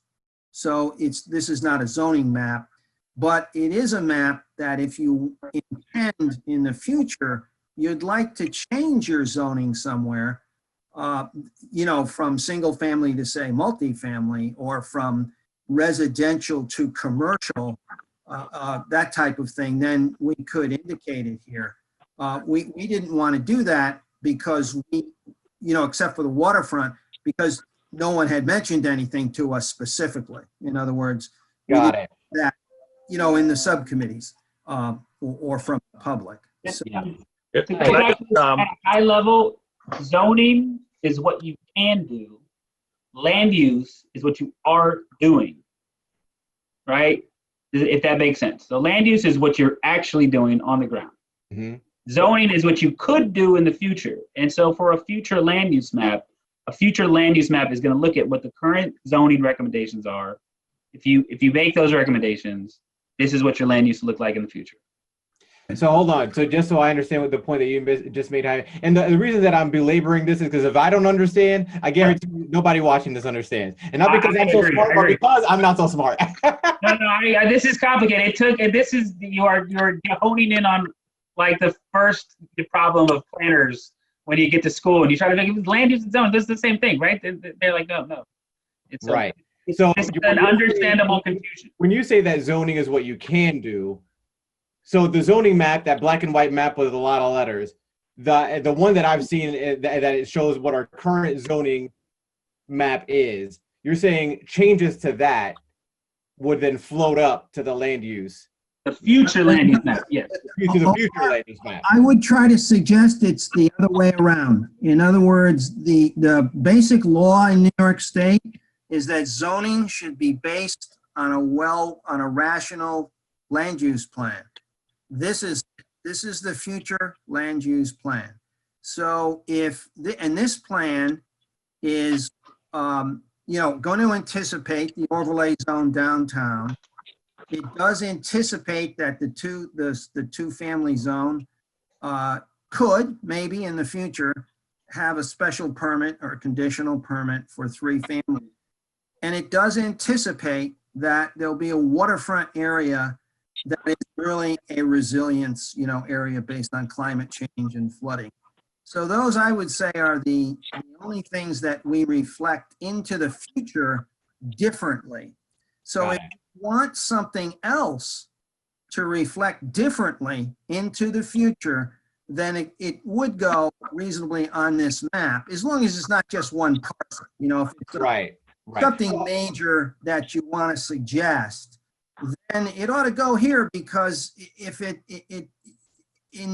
paves the way for the trustees after the adoption of the plan, then to follow up the plan with that change. So I have a question, Frank. Let me see if I'm understanding this. So Austining is notorious, unfortunately, for having more people in one unit than are supposed to be, right? And the more than the illegal housing, I guess you could say. So does that mean that in this future land use plan, we really don't address that in a way of options for, let's say, converting these or legalizing them into more units, et cetera, to do something like that? Well, am I understanding that correctly? We have a couple of things in the plan, 2 of which I just discussed briefly. One is the overlay district, which will be outlined in here. And that does give an incentive, as you know, downtown, to put a 5th floor on. So there is some possibility there. And the overlay zone along Croton Avenue, as you know, has a possibility of going from 3 to 4 stories as a bonus if you follow the overlay district. And then in the T-zone, as you know from our past discussion, there was a thought that there might be the ability for the planning board to give a conditional permit for a 3-family if you met certain conditions. So those things will be in here. They don't lend themselves to the future land use map as such, because it's, as Jaime said, that those districts exist now. We're suggesting some minor changes to those districts that do get at a little bit at density, and we'll have a chart later to discuss that. And then there is this idea that if you wanted to go to multi-family district with a little bit of... You got mute. Oh, I'm sorry. Okay. No, you're good. Keep going, Frank. Okay. There's this idea, this other district that had been suggested to us. And that'll be in the text, but it's not something that would be mapped in the sense that no one has identified any areas for that. So I don't know if I've answered your question, but we'll explain in the text where there could be some recognition of housing density. So Ro, you touched on something that I think is like critically important to this plan and has somewhat been a little bit of the confusion around some of the zoning recommendations. So there's a concern about overcrowding and then increasing density. So for some people that feels like it's counterintuitive, but we're overcrowded, we have too much housing. So the reality is if our housing's overcrowded, we have too little. That's just for the people who are here. So it really is, we're talking about another issue, and having people live in quality housing is something that as a community, that's a core value. Some of the pre-existing non-conforming buildings in the T-zone, in a 2-family zone, have become problematic. And we are, some of the remedies, the zoning remedies are seeking to address that, because one of the challenges that I faced when I was at IFCA, and Jeff and I have talked about this a lot, you have a lot of buildings in the T-zone that are multifamily buildings, and they were built in the late 1800s, early 1900s. And when the zoning changed, I think it was in the 60s, to make this a 2-family zone, I guess with the idea to mitigate this, becoming too dense, what it did is these buildings got captured in limbo. And so you really can't do much with them because the zoning doesn't allow you to do that. And the use variance that you would need to change the building in a dramatic way is a very hard variance to get. So what's happened over the years is those buildings in particular have become ripe for slumlords because they don't have to worry about fixing them up. They can rent them as is. They don't have to worry that they don't have the amenities that people want in a modern building, and they couldn't, you know, and good landlords who might want to take some of these properties and remodel them would probably have to change the footprint of the building, may in some cases need to add in elevators or handicap accessibility. That's just not possible under the current zoning. So and you would not be able to, just Karen, to add to that, you wouldn't be able to replace that housing with the same number of units. Exactly. So so no one will ever do that, and so it'd be that we have areas of disinvestment in the community, and so this is looking at how do we change the regulation that governs this housing that was built a long time ago to create opportunities to modernize it. Right. And I think this is where we get into the part of the plan where we all have to be really clear on what this means, because when you say in Austin, in a lot of areas, like, well, we want to increase the ability for somebody to take a crumbling 8-unit building and make it a nice 8-unit building, you're not really increasing density in a lot of these issues. But because the way it's written now, if you want to dramatically change and you may need to tear down that building, you have to build a single family house. It sounds like we're adding density. The reality is we're allowing to improve the housing stock, to get more responsible people involved in it. We are allowing and incentivizing some additional density to facilitate the need that exists, but also to, this gives way to more owner-occupied buildings and more ways that we can create affordability in organic ways too. So it really is, you know, in my opinion, I think that's like, we can do all the code enforcement, you know, possible, but we're not going to really solve the problem unless we create a situation that allows people to invest in quality housing. And then make sure that we're doing everything we can to preserve affordability through other means as well. Thank you, Karen. Jeff, I'm going to piggyback on this, and I think it's going to be 9 o'clock, and I would like to keep moving forward. We can obviously have this discussion on the study hold, because I think this is, to me, this is a key component piece of what the overall of comprehensive plan looks like.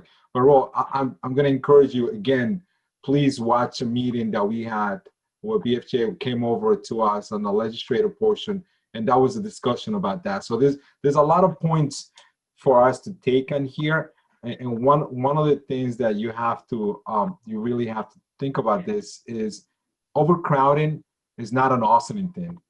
It is a pretty much everywhere thing. Is everywhere. It's not just an Austin. Now, because we live in Austin, we would like to see a 0% of that, obviously, to maybe a very minimum if we're lucky enough to do a lot of the right things that we're just talking about now. You know, so I think is more in-depth discussion on this, and I really don't want to go into it, but I agree with Jeff and I agree with Karen, but there's more to it if we wanted to do something like that, because the base of the overcrowding, if we want to look at the map, is a division between pretty much the upper part of Austin to the lower to the middle part of Austin, and what does that look like?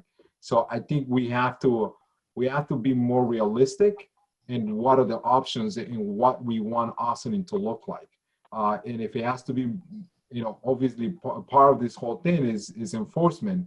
And I agree with Karen, no much how much enforcement we do, you know, we cannot be on every single property every day. But take a look at the meeting, and then I can go back and look at the link so you can actually see, because there was more to it than that conversation, and we touched a lot about that as well. So, so yeah, no, I appreciate that, and thanks, Frank. Thank you for Simon for this. And I think if you guys can provide a map and send that over to us, and then we can have Proby as a part of the study hall, and we can have a little more discussions at that point. Yeah, we'll definitely do that. We'll definitely do that, Manny. So maybe we can go on. We've only got about 4 or 5 more slides. Yeah, I'll just, this will be brief, but we were touching on this a little bit before. The last section of that action agenda and implementation chapter is what we call the action agenda. It's a matrix, and I've got just a sample of it here at the bottom of the page. It's meant to be a guide for how the objectives and strategies in the plan can be implemented, and it categorizes each of the strategies by its type, who the responsible party is, and a general time frame that we think each recommendation can be completed. A really important thing to point out, Manny, I think you and I had a conversation about this on the downtown walking tour. It's not meant to bind the village to complete each and every item in this specified time frame. If you read through the 2009 plan, you'll see that a lot of the recommendations in that plan have not been implemented. That's not because Ossining failed at implementing your 09 plan. It's because that's what happens, right? You don't have funding for everything, or priorities change, and maybe you don't want to implement everything. And some of them you did get done. And so we always write this in the plan so that this context is here, but it's important for you all to know, when people ask you about it, oh, so you're gonna take care of each and every one of these things within 10 years. Not necessarily, right? If you do, that's great. If you can raise all the funds and get DOT on board for everything you want DOT to do, that's wonderful. But you sort of put these out here to be aspirational. You want to be realistic, but to be aspirational. What I've got here at the bottom is just an outline of what might go in each of these fields. So right, there's each of the strategies. What's the type? I've got a list here of how we would characterize each of the strategies. Who's the responsible party? There's probably others. It's not, hopefully we won't thrust everything on the Board of Trustees, but you all are going to be the body that decides on a lot of these. And then a general time frame. What we usually do is take a first crack at this, but then it's helpful to have staff and of course a steering committee and ultimately the trustees take a look and say, wait a minute, you said that's short term. There's no way we can do that in 2 years. That's a medium or long term. Or maybe we put something as long term and you look at it and say, no, we want that to be done more quickly. Call that a short or medium term. If I could just add a quick summary to this, what I find helpful in this for communities we work in is that it gives you maybe a 2 or 3 page sort of crib sheet, if you will, along with the future land use plan, where you don't have to update. The normal update to a plan is every 10 years or so. This gives you a sort of action agenda, which if the trustees wish to, each year they could just check out these last 2 or 3 pages. How are they doing on them? Do they want to change any of them? So it's a final chapter. It wasn't in the 2009 plan. We just think it's a good addition, a nice way to end the plan with this action agenda. With that, Simon, do you mind? I would like Sylvia to just cover I think it is the next slide. We probably should have put this one after the future land use plan, but we were asked, in several meetings and subcommittee meetings, what is the impact of this form-based code downtown and Croton Avenue? And if you did allow by, conditional permit, some 3 families in the 2-family zone, those 2 things that we were asked to develop and that you have the drafts of in zoning, what's the overall impact? So Sylvia is developing that draft environmental impact statement for the trustees. The trustees have done a scoping document, and in order to do that, we try to do a sort of build-out analysis of what could change, and that primarily is, downtown in the in where the overlay districts could go, and then with the two-family zone. So Sylvia's just going to go through that. We have 2 slides here, I think, to just show you and discuss. Thank you, Frank. Yeah, that was a good introduction, but what is a build-out analysis? I think it's critical to know that it's an estimation of how much development could occur in the next 10 years, and as a result of the zoning recommendations that we propose in the comprehensive plan. And the build-out analysis, it's really the base to analyze the environmental impacts, and these environmental impacts, and in particular traffic and schools, capacity of schools, it's what we're going to analyze into the environmental impact statement that we're going to draft for the trustees in order to adopt the final plan.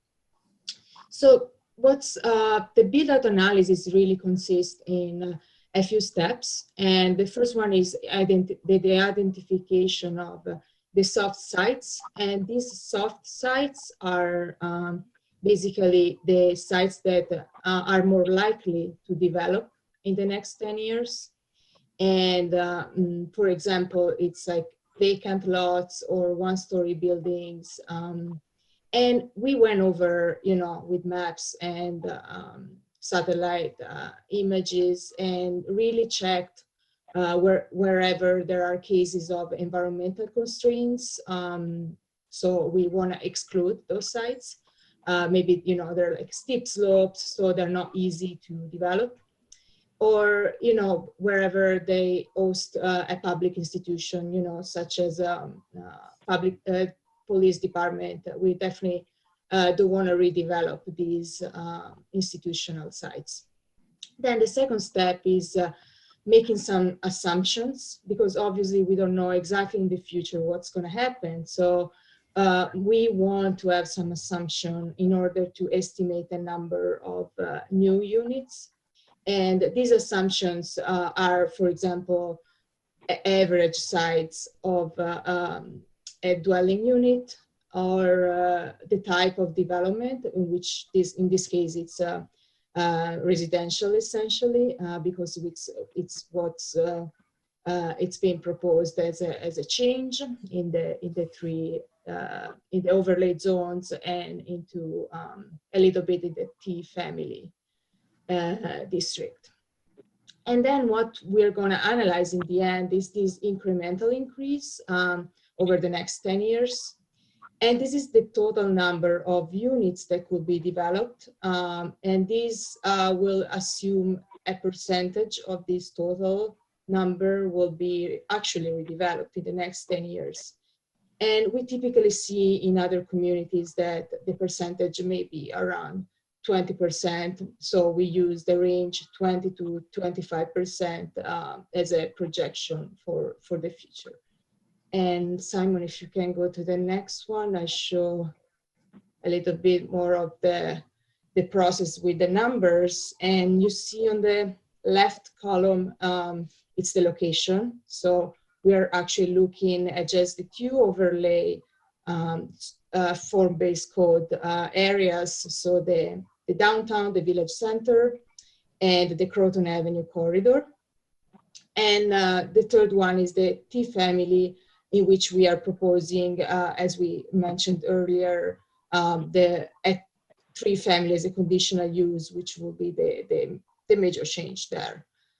And so the columns are set up in a way that the first one is what could be built right now under the current zoning.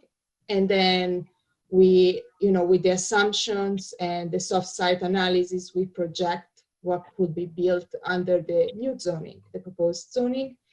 And then the difference between the 2 is really the incremental increase, and that's the number we are looking into to assess the impacts of this new development. And then obviously we need to adjust in these numbers because, you know, we're not going to get 100% development in the next 10 years. So in a 10-year time frame, we use the range 20 to 25%, and you see the numbers over there. So as a total of dwelling units, we got a range of 67 to 83. So this is the impact that will serve as a basis for the environmental impact statement that we are drafting. And yeah, I think I covered it. And I would just add here, Sylvia, to this that the trustees in their scoping document, you know, asked us to look at two particular issues that could be serious impacts. One was traffic, and the other was school children. So, you know, if this is reasonably, and by the way, we've asked, Jaime's going to go through this and the assumptions on this, and these could be modified slightly, but I think it'll be in this general range. So if you were to get over the next 10 years an incremental growth of, you know, between say 67 or 83 units, that's going to translate into perhaps, you know, 6 or 7 or 8, you know, depending on the assumptions we use, public school children over the next 10 years in the face of a projection by the school district's consultants that they will have a declining enrollment. I think in the next 5 years, that enrollment will go down. So I think this will be helpful to the school district. It shows the potential impact if the trustees acted on these recommendations. If the trustees don't, then there'll be really no impact. But if they do, this impact would be relatively minor, as you can see on the school district. And then in terms of traffic, this number of units, it is going to generate slightly more traffic, but that traffic would be analyzed, and that's what we have to do in the EIS at the major intersections and what kind of impact this would make. And we'll also take into consideration the recommendations that you have another consultant, Nelson Nygaard, looking at downtown. So those we expect to be fairly de minimis impacts at this number of units. So I don't have questions on this. I'm sure there's a slew of questions on this. This was just to show you something we're working on now for the trustees, because we have to give the trustees a draft environmental impact statement on the plan. If I could just reflect on this for a minute, just from the perspective of being on the planning board, there are, if you just go back through our agendas through the past year, a couple of years, you'll see that there are constantly projects being proposed as of right under our existing zoning.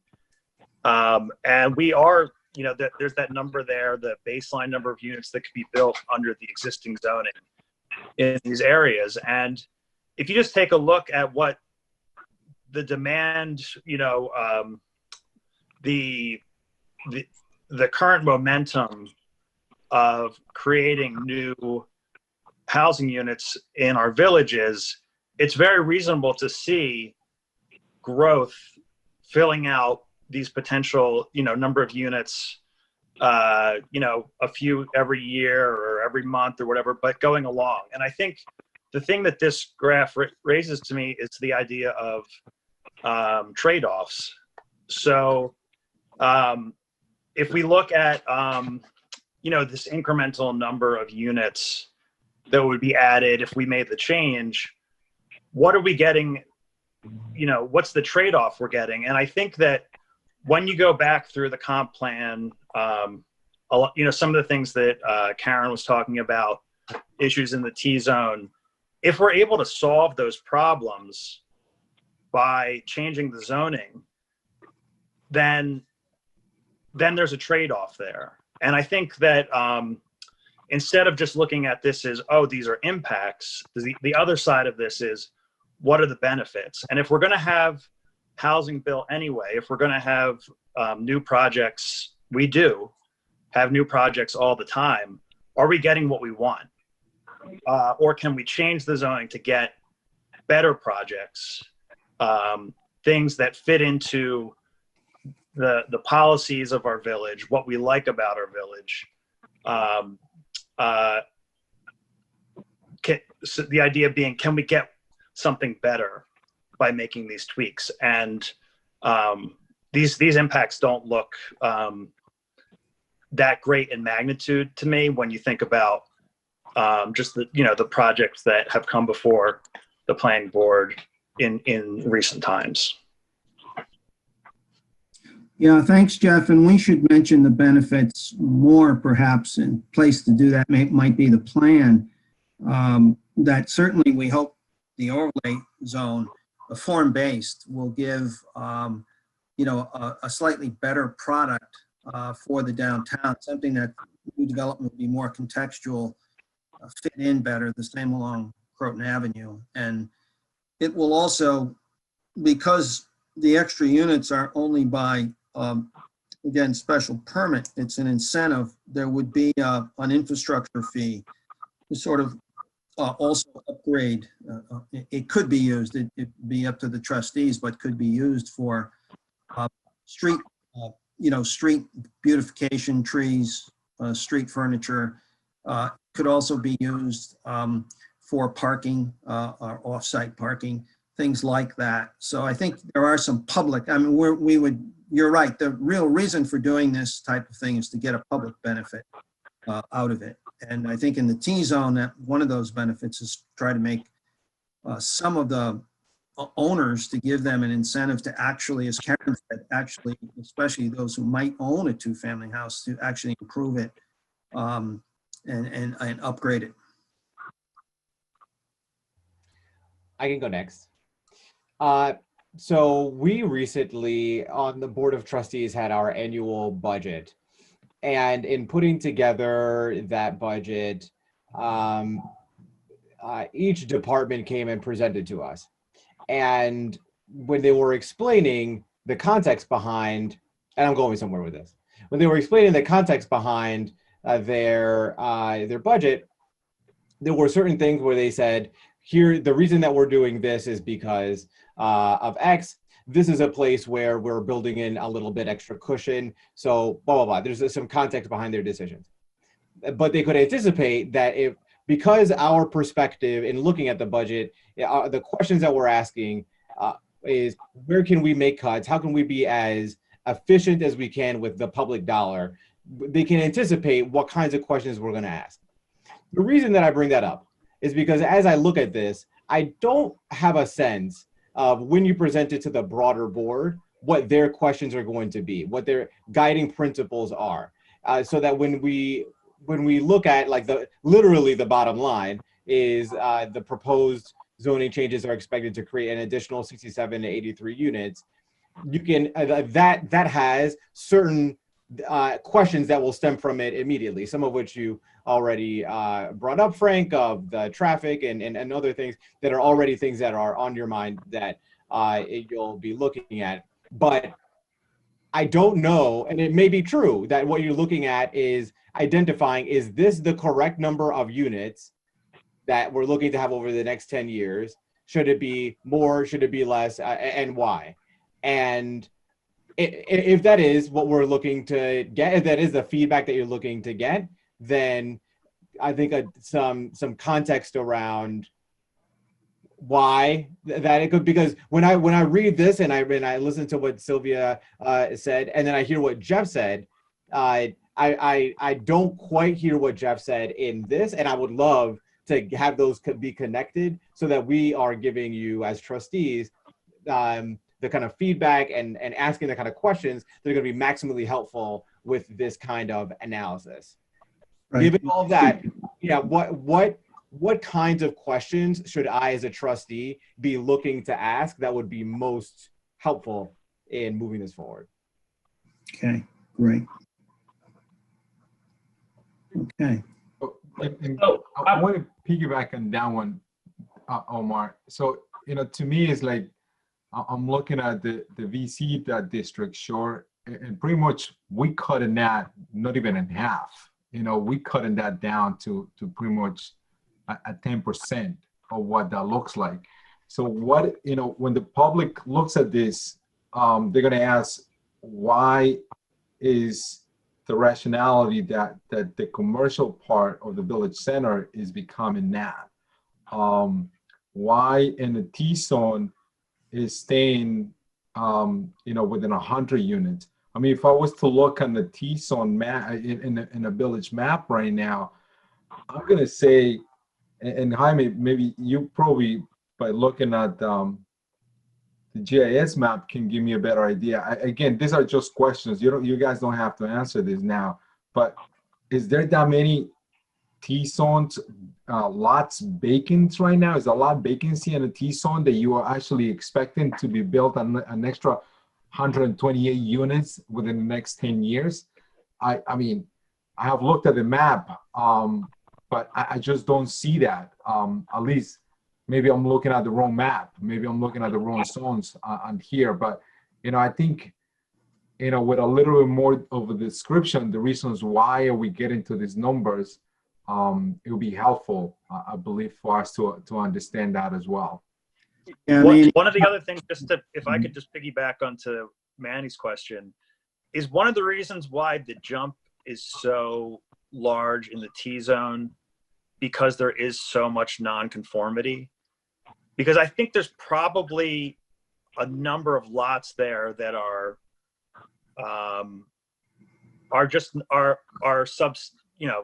undersized to build anything as of right. But I could say on the planning board, we still get applications to build there, but they have to go to the zoning board and get their variances first. So is this number just using like the 66, or is that just using the as of right available lots? Yes, the 66 is using what we thought were primarily, and correct me, Sylvia, primarily vacant lots and some single family lots.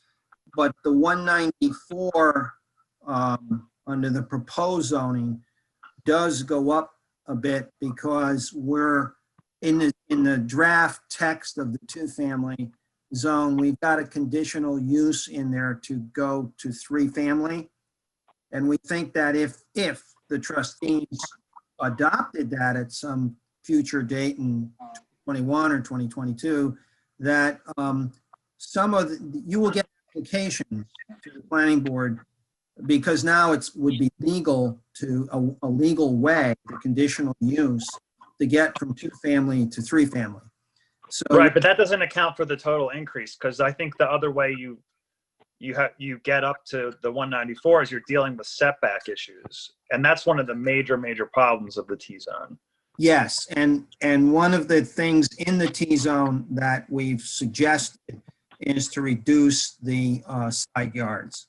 So it's not going to make everybody conforming overnight at all, but there'll be a number of additional units which may not need to have a variance and could come to the planning board for essentially a 3-unit development.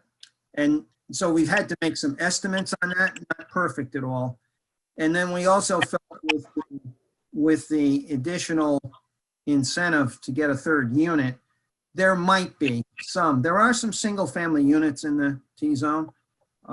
There might be some, not a lot, but some single family homes that might make an application. They might feel, hey, this is worth doing, and you would get a new 3-family unit out of that.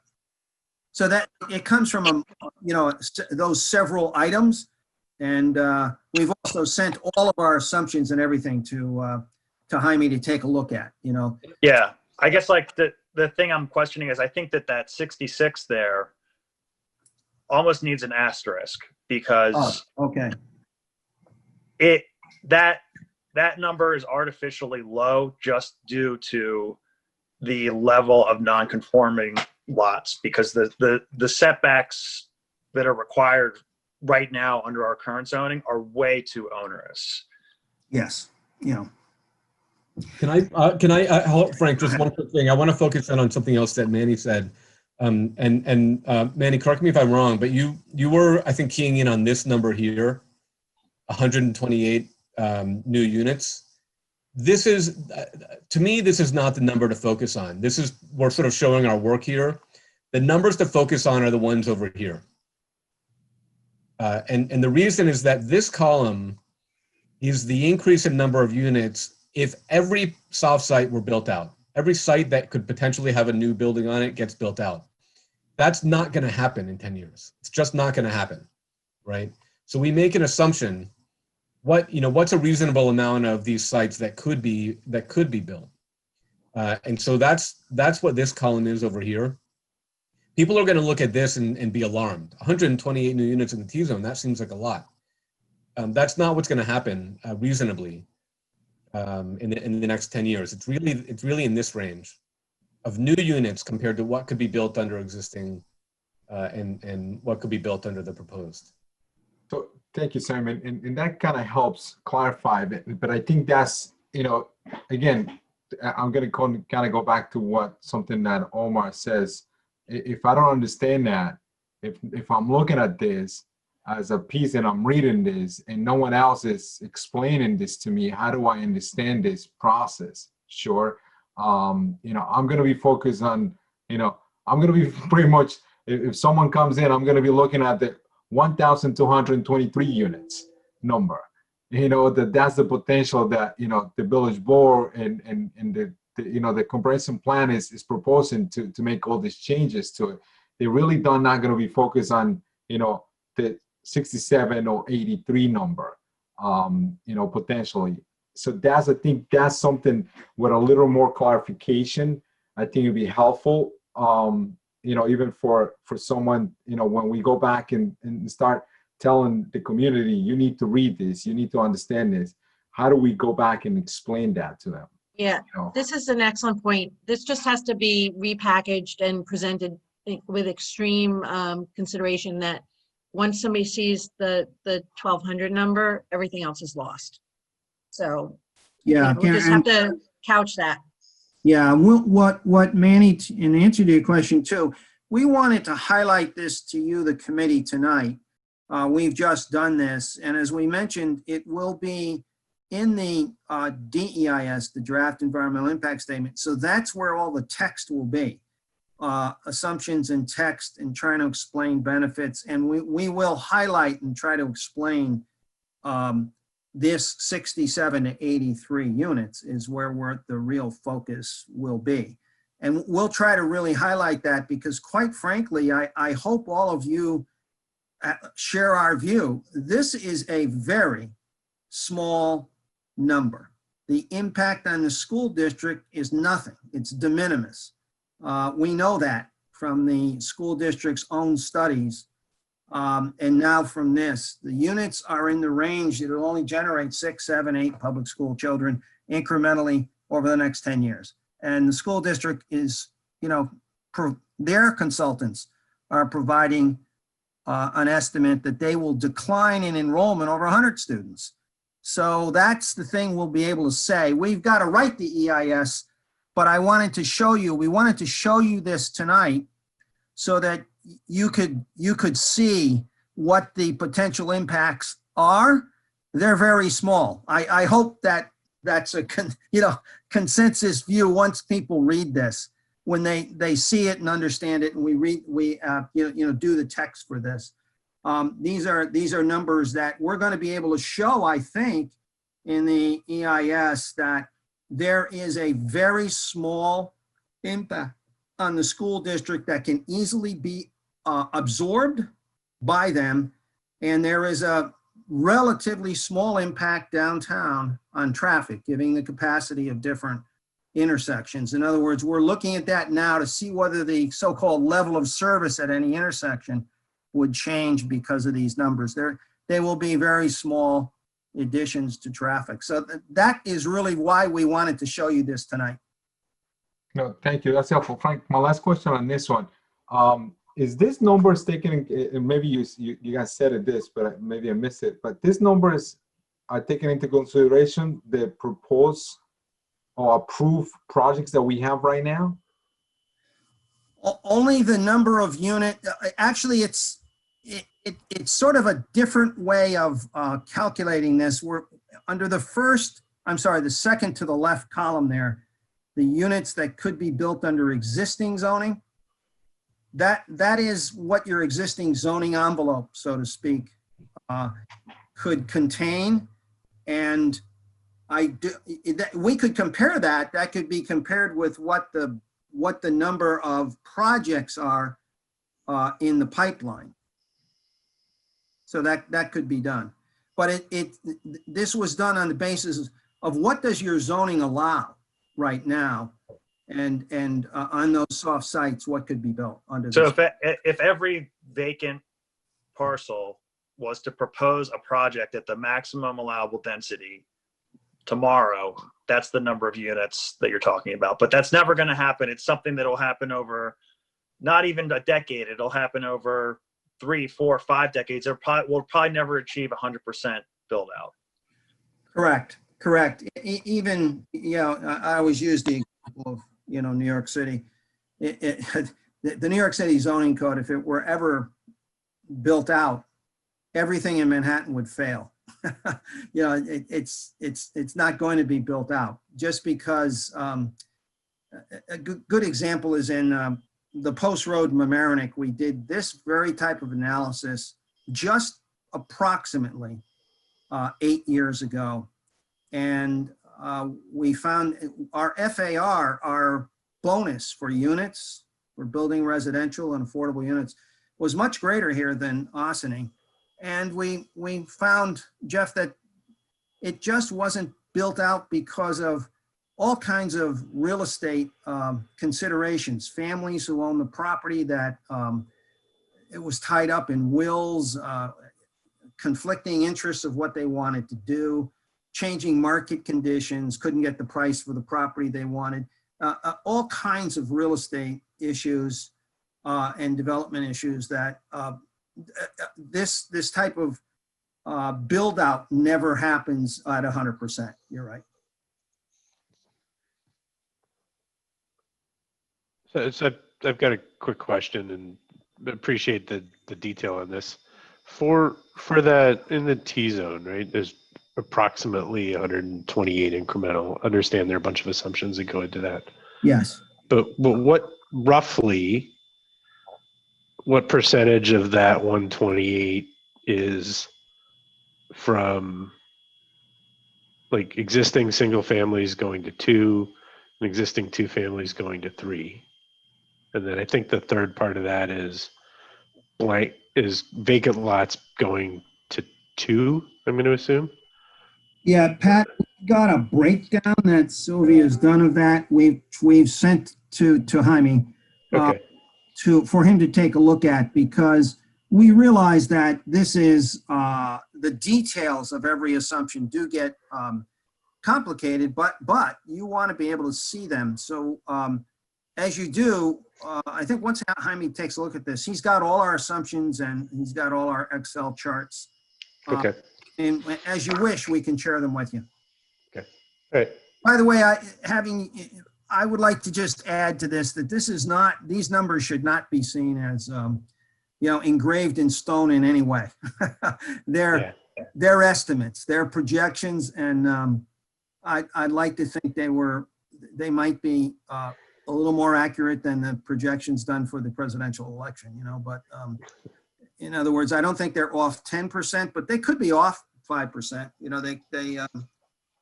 They're not perfect, and they're best projections that we could make. That's why we asked Jaime to check them all. You want to let me share my screen real fast? Sure. Actually, Simon, can I share my screen? Do you mind? Go for it.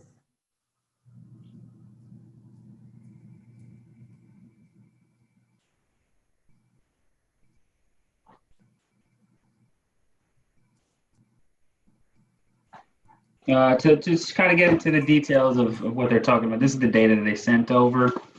They identified multiple parcels determined what could be done there, and these are the details, right? So there's a few hundred sites here that are one family currently that could be converted to 2 families, and 3 families, with some assumptions that are built in.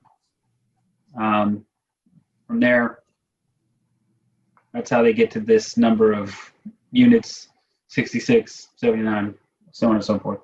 So that's the details and the data behind that. Maybe it makes sense to send over everything except for the GIS shapefiles to the full committee to give them an opportunity to look at it as well, if they want to go through it themselves. Sure. So I think that would, so we should make sure we give kind of context and help people read through it. Yeah. Right? I mean, tomorrow, I can go over it with Pat. If we have some time, we'll take a look at it tomorrow or sometime later this week, and then maybe come back with an email to the full committee explaining it. And yeah, and then maybe this is part of the, when we go through the zoning chapter in the study hall, this is a topic that we can talk through. But in the short run, maybe if you could just send out that data to the full group. Sure. I think you can do. Don't send the GIS files because that's just going to be confusing to everybody. Yeah. You send everything else. Yeah. One thing to mention here is sometimes we, this is great for the committee to have, just so the committee knows, we usually don't share people's, property records or personal, we don't show names. Usually we wouldn't in an EIS, we would, say there's an appendix in Village Hall. But I think for the committee, we just show all the detail. Yeah. Great. One of the things that, I'm sorry, Melissa, go ahead. No, I was just going to comment on that piece about, showing that information, as I know these meetings are recorded, and so I would just caution about how much sharing we're doing and what format. Yeah. So, yeah. No, but I think it's just everything in context, and this does require a lot of explaining. I think what would be also helpful when we go forward to board meetings, any of our public meetings, that certainly Melissa and Pat, that you're there too, along with BFJ and all the committee members, the steering committee, really inviting you to those meetings, because I do think there is, that the board and the public want to make sure that, this has been a process that's been well informed by the community, and the committee can speak to that greater certainly than the staff can. And I think that would be helpful as well. And that's just another way we can help make sure that information is always in context. Right. And I think just, Karen, just so you know, the final 2 slides here are just to sort of wrap up our presentation. And Simon, you may just want to speak to the subcommittee meetings. Yeah, just briefly here. So these first 2 economic development and waterfront and environmental organizations, these are scheduled, these second committee meetings. You all should have received an invite for that. If you haven't, please let me know. These are tomorrow at 11 and then Thursday at 1. These other 4, we just settled on these times this afternoon. So we haven't sent invites out for these yet, but we'll do that first thing tomorrow.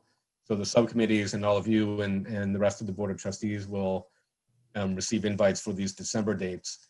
That will get us in a position where when we meet again, hopefully on December 7th, which we'll talk about on the next slide, which is our last slide, we will have met with the subcommittees a second time by the time we see each other again. So, hopefully some or all of you will be able to attend the subcommittee meetings, but if you're not, we'll be able to debrief on those and talk about any takeaways or potential revisions. And so just on our last slide, why don't we start with that, just that committee meeting date. Does that work for everyone, that December 7th? I think Karen, you and Jaime had suggested that there were not any major conflicting meetings, I guess, that evening, and it's a Monday evening, everyone. Yeah, from a board perspective and a land use board perspective, there were no other conflicting meetings for staff or our BOT members, but just want to make sure that works for everybody else.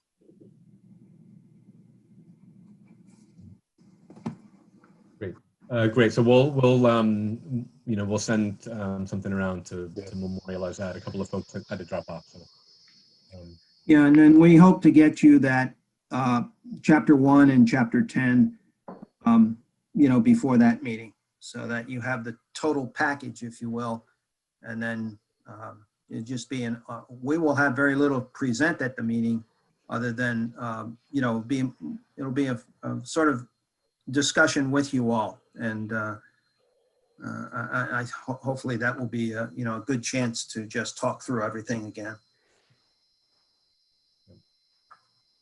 And Karen, that wraps things up for us. So it's But I just have one quick comment on going way back to the discussion around the chapter summaries, and pulling out the objectives and the strategies from each one.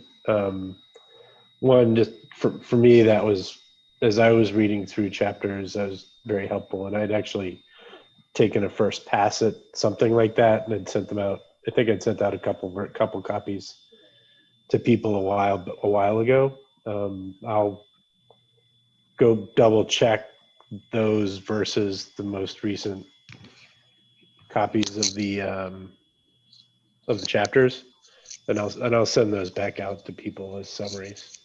They kind of talk. They have the objectives, the overall chapter objective, and it's on like just 2 or 3 word pages per chapter. So Simon, if you're starting to pull things together like that, this will give you a little bit of a head start. So. Oh, terrific. Thank you, Pat. Thank you, everybody. Thank you for the enormous amount of time and effort you put into this. It's good work, and we so appreciate it. Thank you, everybody. And thank you. Thank you, everyone. Okay. All right. Good night, everybody. Good night. Good night now. Yeah.